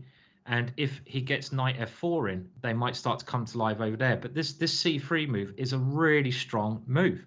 And this is, you know, if Magnus got one more move in the position in and takes on C5, I'd say Magnus's favourite. But now after C3 and B4, Wesley's got 3 queenside pawns and a bishop sort of containing them on that side of the board. With rook C1 coming, if he can just win C3 back, it's just winning. It's completely winning. So there is a lot of danger here, and I don't think Magnus can stop rook takes C3. So with rook takes C3, so basically White's going to be a pawn up, and he's got this 3 versus 1 on the queen side as well on top. He's going to be a pawn up after he wins back on C3, and sooner or later the queen side pawns are just going to decide this, aren't they? I mean, if you're playing a long play game and like these two, let's say Wesley was playing Wesley or Magnus was playing Magnus, White would win 99.9% of the time here. I mean, Magnus is trying to get some sort of counterplay, but the bishop is great on B5 because it stops both of these rooks. I mean, Black can't get either of the rooks in the game, so Black can only play with his 2 minor pieces. So doesn't White just play knight D4 here, or is that? Knight D4, you might allow something. I mean, you can. G2. You might allow something on G2. I don't know. I mean, if knight D4 works, then it's even easier winning. Let's say you go knight takes G2, I go rook takes E4, queen takes here, and this is certainly winning because I've got that trade we saw earlier on. White's got 2 pieces for the rook, so you have to try after knight D4. Bishop takes G2, but maybe this is something White doesn't need to allow because there's no reason, unless you've got a good move here I'm missing. I mean, even here, I would probably take White with even something like C6. You're going to have 2 connected passed pawns at some point in the game. Now, again, he doesn't need to do that. So what you're saying is basically when you've got an advantage, you don't need to do anything flash. You don't need to gamble it. You can just consolidate it and count on the pawns on the queen side winning without any big risk. 100%. I mean, I heard this lovely quote earlier, Blair, and it was like, it was something Garry Kasparov said when he was analysing, and we're just keeping an eye on the position, but Wesley's laughing. And Garry Kasparov was analysing, and a very strong player, I can't remember who it was, came over and said, Gary, why didn't you sacrifice the exchange here? And in the position, Gary was better. Sacrificing the exchange was a very strong move, but he gave a very simple answer, and it was a 1-word answer, and it was why. And what he meant by that was, why should I sacrifice someone better anyway? And this is quite important. I mean, like Garry Kasparov was a great attacking player who wasn't afraid to sacrifice. But if you have a better position, why sacrifice? You know, unless you have to. You know, yeah, it's game theory, isn't it? I mean, you don't get any prizes for flash. You don't get any extra points or prizes for flashy victories, do you? Ultimately, you're trying to win, and if you can win in a fairly straightforward, avoiding complications, avoiding unnecessary trouble manner, then why not just do it like that? First and foremost, you want the result. Obviously, there are some style points in the audience, but there's no style points in actual chess for the results, are there? No, that's totally right. I mean, like, you know, it's very tempting sometimes to play in a stylish way, but you know, you just got to play the best moves, and you've got to win. Do you ever play in a simple way yourself? Because I don't think I've ever seen you play in a sort of the boring way. I mean, I think one of my strengths and weaknesses is the way I play. I mean, I do play quite a unique way. I like attacking, but sometimes that lets me down. Sometimes it doesn't. I mean, to be honest, if I had a chance in a competition that really mattered, like the British Championships, and I could either sack my queen, or I could, you know, for maybe a winning attack, or I could get a pawn up in an ending, I'd always go pawn up in the ending because it's practical. You've got to take a practical approach. Now, back to Wesley getting back. Sorry, is Magnus getting back into this at all? Yeah, I think so. I think Magnus is a magician, right? I mean, look what he's done. I mean, he somehow managed to create some chances. I mean, one idea: Rook H8, Rook takes H2, which should be winning. He's buffalo. I love the phrase. He's buffaloing him now. He's played some quick moves. He's sort of like he knows that he was in a very bad situation, got nothing to lose in this one game. So he literally just played very quick chess, and I think he just put the pressure on Wesley. And it's very hard to find all the answers with just over a minute on your clock, isn't it? This is why, like, Magnus is world champion, right, Blair? I mean, you give him a crappy position, he's still gonna cause you problems, right? I mean, you give him, you know, he's like the kind of guy. Not just with his moves, not just with his moves, with his tempo as well, isn't it? You know, he knows when to speed it up. He knows when to go into sort of, bluff mode. Yeah, it's it. I mean, he can create chances. And look at this. Rook takes H2. Whoa, wow. Whoa. Oof. Is this work? Knight takes F3. This has come alive, mate. This has totally come alive. Is Magnus suddenly better? Okay, this is a race. We have just a pure race now. I actually would still say White's better because it doesn't matter who's material up. And in this situation, it's equal anyway, but it's who's got the furthest past pawns. And I don't know. I don't know, mate. I just don't know. Who's better here, Blair, and why? You help me out here. Why pour another glass of wine? Oh, I see. So it's your birthday, so that's not a problem at all. And one thing I can say is that from about 15 moves ago, it looked absolutely hopeless. It was a pawn down, White had a 3 versus 1 on the queen side. He had his rook on H8, his bishop on H7, his knight on G6. Look at the transformation. And now, if anyone's going to be struggling, once again, this whole match has seen the most incredible swings of fortunes, hasn't it? 6 decisive games. People have been losing games they should win. Sorry to interrupt. I think Rook F1 just wins, right? Doesn't Rook F1 just win on the spot? He's played it because this just wins. Pawns are too quick. I think the pawns are too quick. I mean, it's pawns too quick. I think so. I think it's just a good way to Magnus. Sorry. I think Magnus has to swap off here, and now I'm just thinking the bishop comes to G2 at the right moment. B5, bishop G2. And the A6 pawn just queens. I think the A6 pawn's the killer. I mean, I might be wrong. Am I missing something? Maybe. I think you're right. This is where it's just, eulogizing about Magnus's ability to get back in a game. He does it. And then in a moment, I think he's back in it. And then suddenly he does what is so unlike Magnus and what we haven't seen him do over the course of this year in all the online tournaments he's won. He's giving his opponents chances. And I know ultimately it goes to show he's only human. He certainly is only human, and after B5, I think it's just game over. I mean, let's have a look just to analyse. The problem here is not who's got the extra material, who's going to queen first, and you probably have to move your bishop.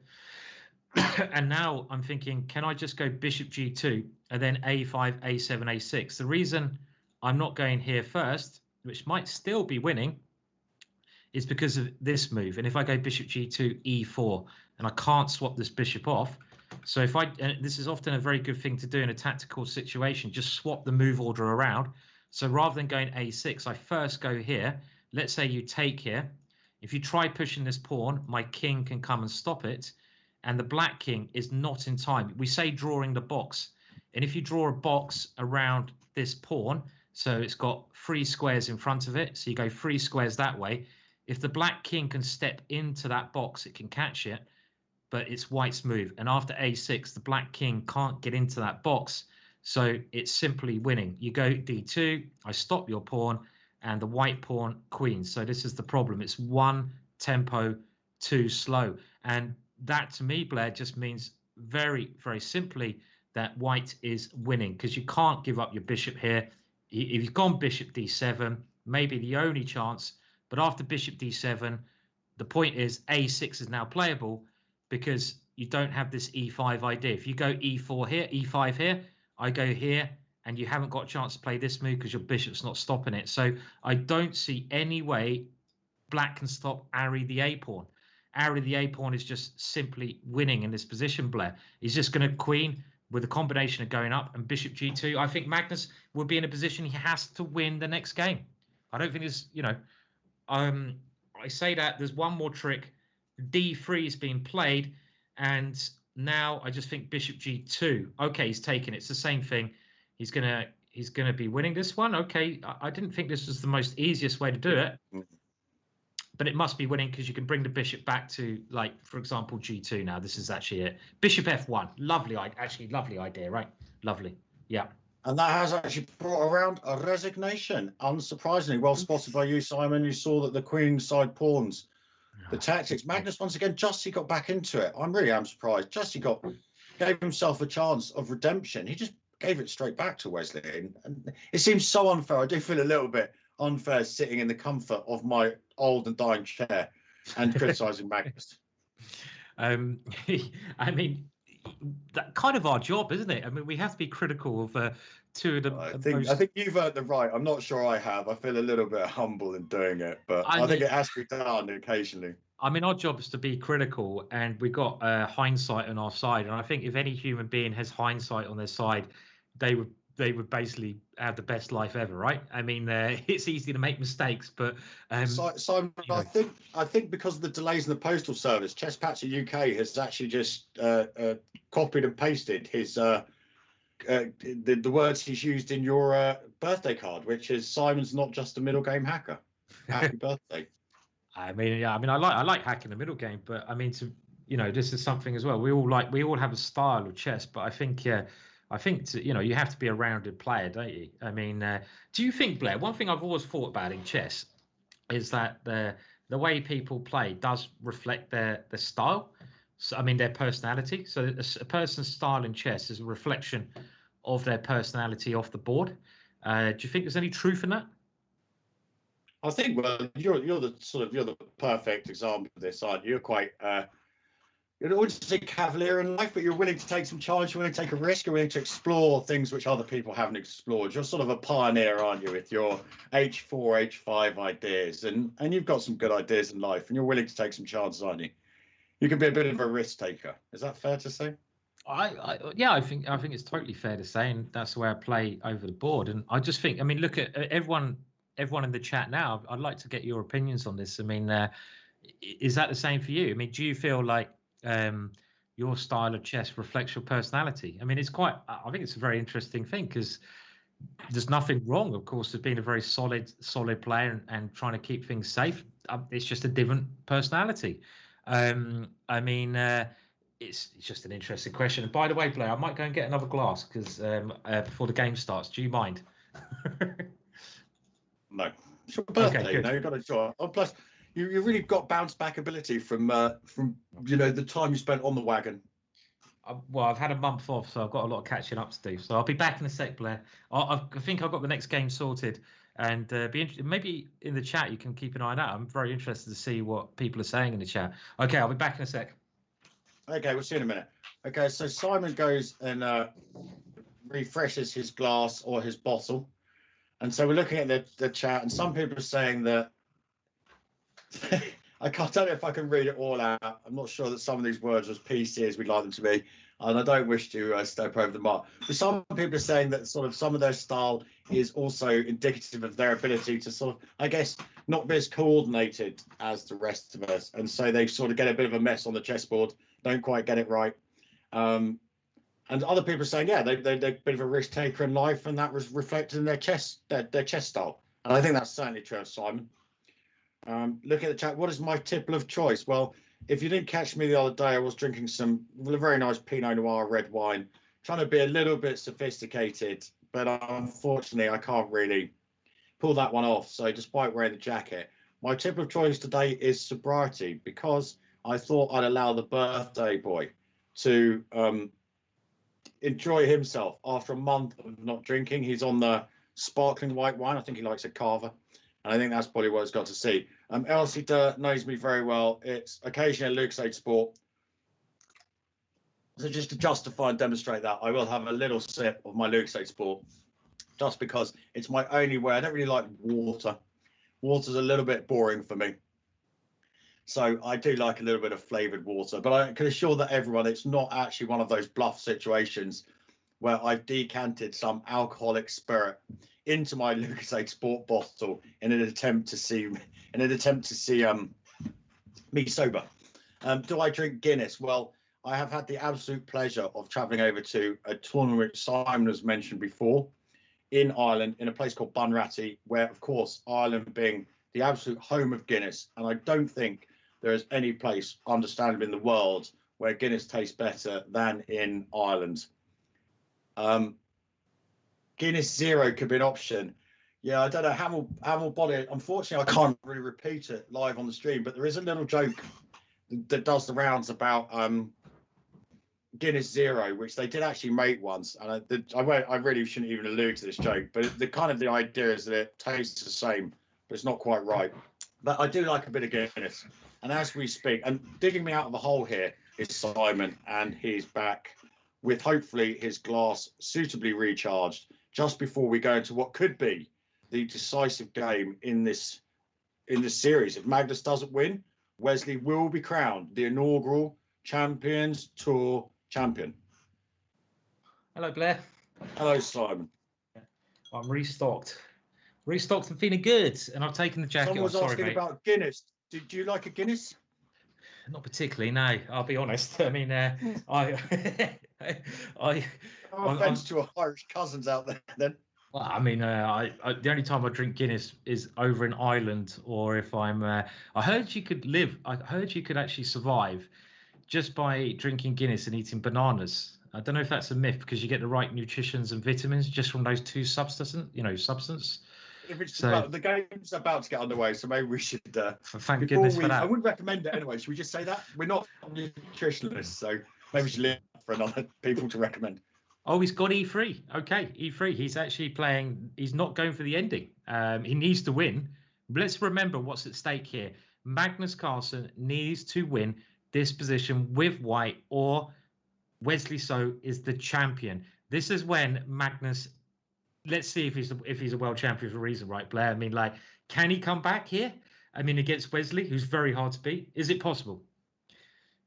Of course, I mean, it's entirely possible. I mean, but then again, Magnus, he's just as one person you don't write off is Magnus, isn't it? And it is still, at the end of the day, I don't think him having white is that significant. I think what's more significant is he's Magnus. He has beaten Wesley before in his 5-minute game.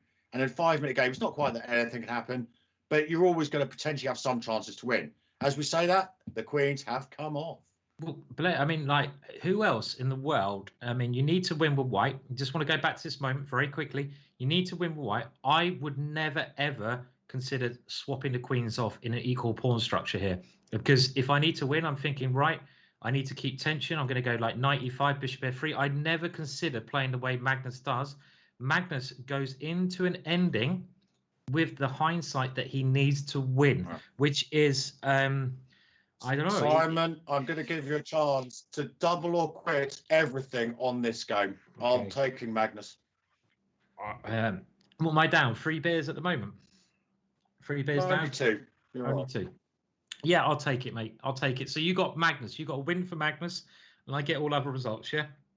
Okay, let's Of do course. it. Well, there are only two other results, by the way, but if you consider all the other ones, then yeah, absolutely. I mean, 2 is a plural, is it not? So that reflects the use of the word all rather than one. Just to give you a little English lesson there, my friend. Oh my words. Corrected. Right. So back to the game. What is happening here? How's Magnus going to get any sort of attempt at victory? I know it's going to be a long grind, isn't it? If anything's happening. Okay, can he get the 2 bishops? Is that something?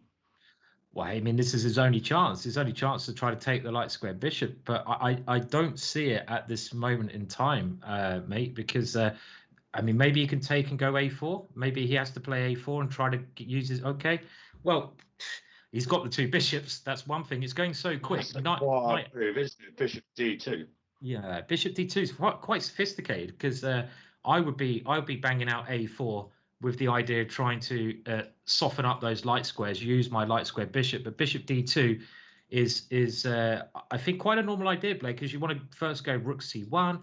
Bishop here. This is really patient for someone who needs to win with white. I need to learn from the way he's doing this, right?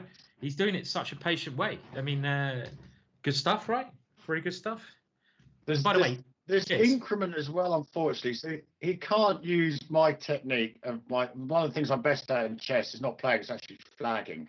But he can't. Obviously, that's not an option really with an increment, is it? That's the thing. It is an increment, so every move they play, they get extra time. I'd love Blair. Can we just also one thing I'd like to see? I mean, I know we've been commentating a long time, but wouldn't you like to see an Armageddon? I'd love to see an Armageddon. I don't know if it's the right time to talk about it, but very briefly, I suggested that everyone at this top level seems to take black immediately. It would make it a bit fair if they sort of bid time for black, so they had a countdown clock going up. And anyone can buzz in at the right moment and get black with a certain amount of time. So instead of being fixed at 5-4, there's a sort of countdown clock. They're both on a buzzer hovering over it.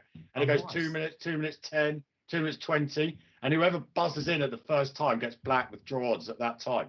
So they've both got equal chances. It just gives a bit of theatre to it as well, doesn't it? Man, I think 5-4 is not quite fair. I love that idea. So can you explain that again? So rather than if white wins what this happens game, is white set with 5 minutes in the Armageddon, and instead of arbitrarily or a committee coming together and saying black should get 4 minutes, they start a clock set 30 seconds, and then they add 10 seconds to it every time. And so whoever wants the black and the draw odds buzzes in, but the first one to buzz in gets obviously the time set. So if you don't want 2 minutes as black, you both wait. But if someone wants to take black with 2 minutes 30, they buzz in, and so the players almost decide fairly by bidding against each other who gets the black pieces. Did you think of this idea? Yeah. You're a bloody genius, my friend. A bloody genius. By the way, is there bishop takes b5 here? Sorry. There we go. Sorry. I mean, just very quickly. Yeah, why not? Absolutely. I mean, I just spotted a tactic. He's played it. Oh, just call me the Magnus Carlsen. Okay. Well, hang on a minute. The idea of this move is that if you go pawn takes, I go rook takes d6. You go king takes here. I go knight takes b5, and then I take here, and we get it. Oh no, hang on a minute. I'm pieced down. That didn't work. What did my tactic go wrong? I think it does work. What's from knight takes b5, and then you're either winning the bishop on d6 or the rook on c7, or winning the exchange. Okay, let me look at that again. Okay, so we go bishop takes b5. By the way, I think your idea is absolute genius, Blair. You should, very. Knight takes b5. Just go knight takes b5, Simon. Yes, straight away. So we go here now. Oh, I see. You got bishop b4. So if I go rook c6, we go knight takes d6, rook takes d6, bishop b4. But then if you play knight to c5, how is this actually working? I mean, I'm assuming it is working, but I'm not sure how. So hold on, what about after rook c6, knight a7? Okay, so let's go back. So bishop takes b5. Now, if we take his... Okay, let's first of all look at rook takes d6. King takes d6. Sorry, you still suggesting rook takes, Blair? No, after your rook c6 move, I'll just go knight a7, forking a rook. Right, okay. We don't get involved in any dark square stuff. This has actually occurred, by the way, knight takes. But knight take... Okay, knight a7. I mean, these pawns are going to be really strong, and if we can get a little bit of material back, it should be good. Okay. That yeah, knight a7 just looks like very simple solution. Don't actually go for the dark squares. Go knight a7 because you're going to take a rook with check, and rooks are very good in the ending as well. So rook c6 find out what the move is. There we go. Brilliant. Okay. Good, but yeah, that's a really clever idea for Armageddon, Blair. I mean, I think I honestly think that's just a great idea. I am Fide should it makes listen it to a little bit fairer at the top level. That the guys almost immediately just pick black, don't they? And Magnus, I believe, gets to choose if he wins this game. We'll find out because he's the higher rated player. As if he needs any more advantages than being allowed to choose which color he wants. It seems. I'm surprised they don't draw lots at least. That would seem fairer. But the propensity of the top players to immediately pick black, as they've done in this tournament, suggests that the odds aren't quite right. No, I agree. I mean, so I think it's only 2 games. I just want to get confirmation. I don't think it's 4 games. It is. I believe it is. It's only 2 games. And just to let everyone know, if Magnus has to win, I think he's got good chances here with the extra 2 pawns. It goes to Armageddon. If you're not sure about how the rules work, that means that White has to win in the Armageddon. But White gets the extra minute. So I think it's generally it's either 6 against 5 or 5 against 4. So White has 5 minutes, Black has 4 minutes, but White has to win. So if Black is able to draw, then it is a win for the player who has the black pieces of the whole thing. A bit like a penalty shootout in football. This is what we're going to have. And Blair is suggesting that they have a kind of bidding system to decide who gets black. So rather it being automatic, you have a countdown clock where they can both press a button, and when the time explain that a little bit one more time. Sorry, so it's the count up clock. So White's fixed on 5 minutes. Black has draw odds, and the countdown clock starts going up from 30 seconds forward. So you're bidding for black. So it's the lowest amount of time you're prepared to take with black. So obviously, if someone is happy to try and get a draw with 2 minutes on their clock, they buzz in at 2 minutes. Obviously, that's a little bit light, but obviously it gives both sides the equal chance to get black. It's a brilliant idea. The theatre. Brilliant idea. Pressing down on the buzzer, the self-destruct buzzer. Yeah. It's a brilliant idea. So just to say that again, if the Armageddon happens, whatever happens, the Armageddon, White, let's say, gets 5 minutes, but Black on the starting has 30 seconds, and both players have the opportunity to take what time they want with the black pieces. So if you want to take 1 minute, you press the buzzer. That means you have 1 minute, but you got draw odds against White's 5 minutes, and the first person to buzz gets the black. Okay, I think that's a genius idea. I think that way neither person can complain that the odds of the Armageddon aren't fair. They didn't get a chance to be black, and they were forced into being white. At least you can't have this sort of protest like it was unfair because I had to get white, or it was unfair because I had to get black. Whichever way you look at it, both sides have got the chance to be white, the chance to be black. It's a brilliant. But I think as we rejoin the game, I think incredibly. I was actually going to say to you, work out how you're going to lose to another batsman in the Armageddon. I think where what's Magnus done? He's moved backwards. I mean, yeah, looking on at the game, I mean, Magnus has to win with White. Now, he has a rook for the knight and bishop. No, sorry, 2 knights, but he has 2 pawns. So he's materialistically a pawn up. But the minor pieces are generally worth more.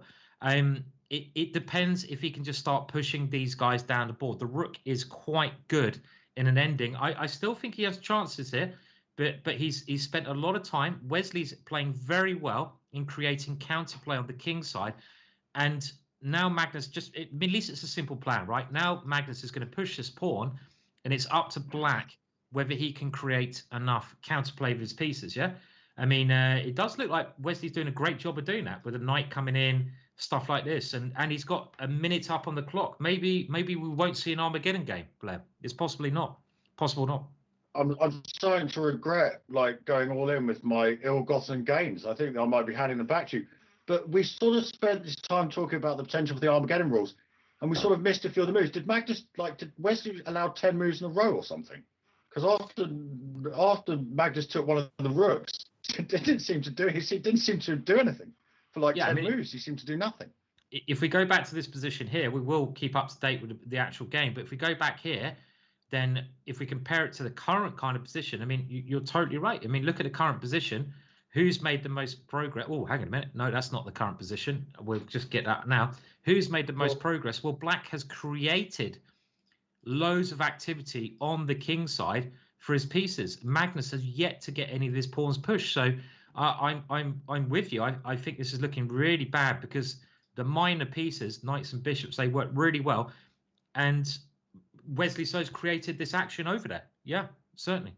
Well, maybe because we're honestly only going to be about 2 minutes from the end, potentially the end of this whole tournament. Let's go to the absolute live position and see if Magnus can conjure up anything. Well, this is a very tactical move, knight e3, and now Wesley can even maybe take on g2 and take on h4. It's really tense. I'm not going to touch the board. Magnus has 16 seconds left. Wesley So has 50 seconds left, and I think this could well be the end. I really wanted to see an Armageddon, but with some careful calculation, Magnus has not been himself today. He's played a little bit too passively. And in some kind of ways, Blair, I think that's ironic because before he was playing against Wesley So, you know what he said, Blair? He said Wesley So is a fantastic player, but he sometimes plays too passively. He doesn't play aggressively enough. And to me, he's going to lose this now. I mean, he's going to. I don't see how he's ever going to win this position. Magnus has been too passive he needs to today. win, doesn't he? He needs to win. White needs to win, and it's a draw. And this is one's going to be over. a draw. I mean, It's this is over. I over. think. It's over. Yeah, it's a draw. Wow. Well done, Wesley So. Congratulations. Amazing performance by Wesley, showing us how Magnus is human after all. Was it a birthday hangover, or maybe more likely, Simon, he really wasn't on his game all tournament, was he? For the high standards he sets himself. Agree. I mean, I have to say I'm a little bit upset. I mean, I am a big Magnus fan, not as big as Darren Blair, but I'm still a big fan. And you know, it's Wesley So. I mean, we can talk about Magnus. Let's talk about the winner. Yeah, Wesley So played bloody amazing, right? He played so well, and you know showed what such was really spirit. impressive. What was really impressive was he looked like he could, and I've seen it before where Wesley's not mentally been himself. You know, he ended up taking some repetitions when he needed victories in past matches, and he sort of like bowed out, you know, a little bit meekly. But what was incredibly impressive for me about Wesley was a couple of things, not just the fact he beat Magnus in the final, the world champion, the way he bounced back from his first match against Rajabov, when he got his strategy all wrong and he needed to bounce back. He really came back. He needed to win the next day, didn't he, against Rajabov? Yeah. And then he completely outplayed Nakamura over 2 matches. In the first match in game 4, Hikaru Nakamura needed to win. And he just so tired of being tortured by Wesley So, off the draw. Yeah, I totally agree. I mean, Wesley's been so impressive. Do you like what I did there? Actually, I didn't mean to do it. Wesley has been so impressive. I didn't even mean to do that. That's you know, that's what the commentary and wine levels got to. But well done to Wesley, definitely. And Magnus has not been at top form, but he's still been. You know, it's funny when Magnus, he comes second. He's going to be really upset with that. He's going to be really annoyed. And when he plays badly, he still comes second. So it shows his strength in a way. But I think this is all Wesley. It's all Wesley hour, yeah? He deserves everything he gets here. He played great. He kept coming back. He kept fighting. He never gave up. Yeah, well done, Wesley. Well done. And we've seen as well, though, absolutely, we should definitely not take anything away from Wesley. Fantastic performance. I'd certainly deserve winner, in my opinion. Yes, deserve winner. Totally. And we've seen that if you sort of like leave the door open to Magnus, even if you sort of put it ajar, the guy kicks it through and he finds a way of saving himself. And he did in these matches as well. There was a number of times when Wesley had opportunities, he didn't take them, and Magnus, you know, even with his current form, was able to win games. So take nothing away from Wesley. If you beat Magnus, whether he's on top form or not, you got to earn it. Yeah, definitely. Yeah. So what we're going to do very shortly, Blair. I mean, I don't know if you want to. We're going Discord. I mean, are you up for having Discord 5 minutes again? What your feelings about that, mate? You don't have to, of course. That's certainly good by me. Okay, so I think what we're going to do, guys, please come and join my Discord channel, which I've just given a link to below. Also, one more thing, you know, in order to do these streams, we do have to do a little bit of promotion, which helps us do more free streams. And I want to do more stuff with Blair, but to do that, you know, please support us by going to that link there. It's the last day of 50% off on our GingerGM offer. Tomorrow, everything's going to be double the price. So, you know, you do also get something in return. You support what we do as a job. And so it's a good deal around. But yeah, to come and join us, we're going to move over to Discord in a minute, and we'll just have a little bit of a chill chat. You can chat to us. So you can actually chat to us, you know, not face to face, but over the thing. And we'll be in there, maybe just chilling out with it's basically an after show chill out. Is that right? Is that fair, Blair? You know, this is like when the show's over. Party.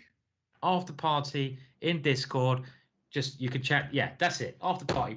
And Maybe I'll put down a little challenge to people. Just let's not forget, once again, happy birthday, Simon. Maybe Cheers. I'd like to sponsor a free DVD, opening DVD to anyone who's bold enough to sing Simon happy birthday. In Discord, right? I like that. Absolutely. But also, before we do go to Discord, I'm just going to say thank you to certain people. Blair, you've been a legend. Blair, you know, doesn't get paid anything. He's come over here. I'd love to see more of him doing this. I think he's a great addition to streaming. But a massive thanks to Lewis String Dog, who's produced the whole show. Lewis in the chat. String Dog is one part of the Chessable team. I do a lot of stuff at Chessable. There's some great deals in Chessable, but massive thanks to Lewis, who's made this really all possible. And he's going to be over in Discord as well. So, so I think now, Blair, it is time to get a drink and get into Discord, right? And then to see if anyone, you know, I'm going to go and get a top up, sod it, and do that quickly. Yeah. So should we do that? I'll see you in a minute. Thanks very much, Sean. It's been an absolute pleasure having me on. Thank you. It's been a real pleasure, and I'm just gonna let's do a raid. Who are we gonna raid, Blair? Do you know? I mean, like, let's have a look. I'll throw some names at you. Should we go? Okay, for a bit of a Russian stream. I don't know. No, I'll tell you what. We'll go. John Spielman is streaming, a legend of British chess. Let's give him a little raid. If you don't want to join us on Discord, one of the legends of chess is Jonathan Spielman, who was semi-finalist in the World Championships, and he is streaming an English Grandmaster. You can go and join him for something a little bit more sensible than Discord. But thank you all so much. Massive thank you to all you guys. Should have said this. You guys are the star of the show. Thank you so much for coming along. It's you who make this possible. So really, I do mean that. And maybe see some of you in Discord. Okay, goodbye for now. Cheers. Bye for now.